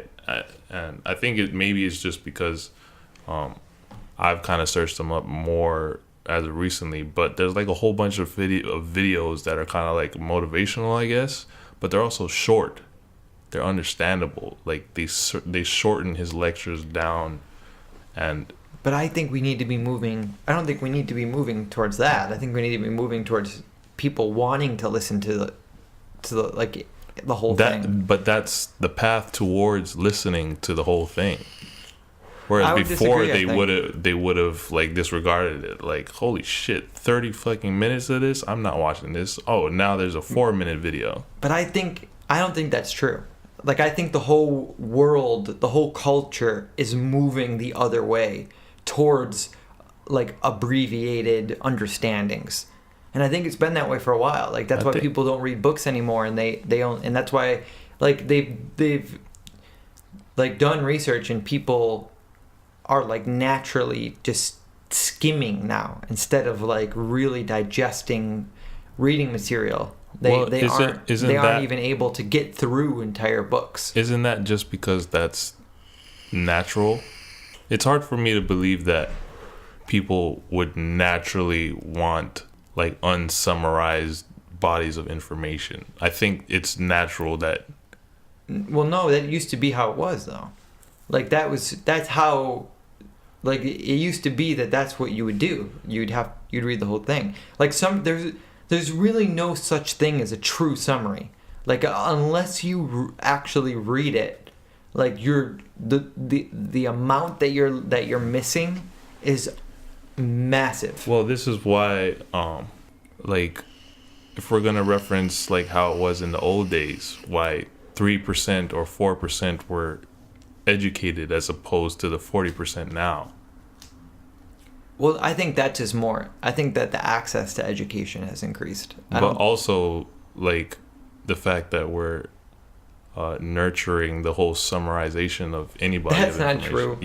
No, that's not true. You make it easier for somebody to digest the information. Yeah, but you still, if you're going to get a degree, you still need to. You can't just summarize your whole thing. Like you can't. No, that's too big of a jump. The education system has gotten it better to where they're able to summarize it, at least the concepts, on lower levels and gradually build that up, as opposed to how it was before, where they just throw huge bodies of information at you and hope that you would get it. That's not how it worked before, though. They had summaries. They were just written. Like they still had summaries. Like it was the same. It was just that back then people like reading was so much more common. It was before TV. Like it's destroyed our attention spans. Like we're just looking for fast, instant gratification. The social media, like you can just sit there and scroll through. Technology definitely has catered to what was already naturally there. Well, a short attention span. It wasn't naturally there. A short attention span? No, it was just like our attention spans have been getting shorter and shorter over time. What was naturally there is the human inclination the curiosity. to take the easiest way. You know, like that's the natural inclination, but that's what we need to fight against. Like until we get something until we get an easy way that does the full job, like plugging your head into a computer and like plugging your brain into a computer and downloading an entire book so you just know it. Like until we get there, I think we need to fight against this summarization war, not just summarization, but the war against deep learning. Like we're getting computers that we call it deep learning, and humans are losing the ability. Like so few people actually learn deeply, like really get finish a full book and get the full depth of information. You're just reading little articles here and there, and like you get the, like you said, the summarization, but it's because summarization is not bad. The point of summarization, there's literally a single purpose for summarization. It's to let you know whether or not you want to read the full thing. It's not to just be taken on its own. Like summarization is just there to inform the reader what they're about to read, not to take it independently. It's just not enough. And I think that as a society, we're moving further and further away from that. Like we need to bring back the desire for deep learning somehow. And it has to do with how people are being raised, and because honestly, I feel like most parents, and I was talking about this with my sister who had the child, the mother of my nephew, and parents just kind of think that you just raise the kid, like you have your kid and you keep them alive and you keep them happy and you do things for them and you make sure they do their homework, and like there's not many parents who take an proactive role in making sure their kid is educated. Like we're giving them a desire for education and learning is a priority. I think that should be a priority. Like learning, teaching your kid and being a part of their educational life. Like not just making sure they do their homework and taking to the museum every once in a while, but like every day, like teaching them new words and teaching them about science and math and all this, and like teaching them and showing them how exciting it can be. Not like I don't really know any parents that really do that. Like really do that, you know, like where they realize like these early years are so important as into like what's like how the child is going to think about learning from now on. Like it should be you need to instill the idea, the concept that this is a blessing. Like this is a privilege that like we live in a world with this access to information and this ability to just go down the street and get books, and like not every country has that, you know. Like there's some you know what's really interesting right now is that we kind of just came full circle around to what we were talking about in the beginning. We did. It's really cool. But also I just wanted to point out we're nearing on 3 hours right now. All right, well we can end on that. Yeah, we made a full circle back around to what we were just talking about in the beginning, and maybe you guys can follow us from the very beginning and see how that went. That's the end. Thank you for listening. We hope you enjoyed it, and we hope to continue bringing you content. And if you'd like to support us, you can find us on patreon.com/thepseudointellectuals or on Twitter @thepseudoint.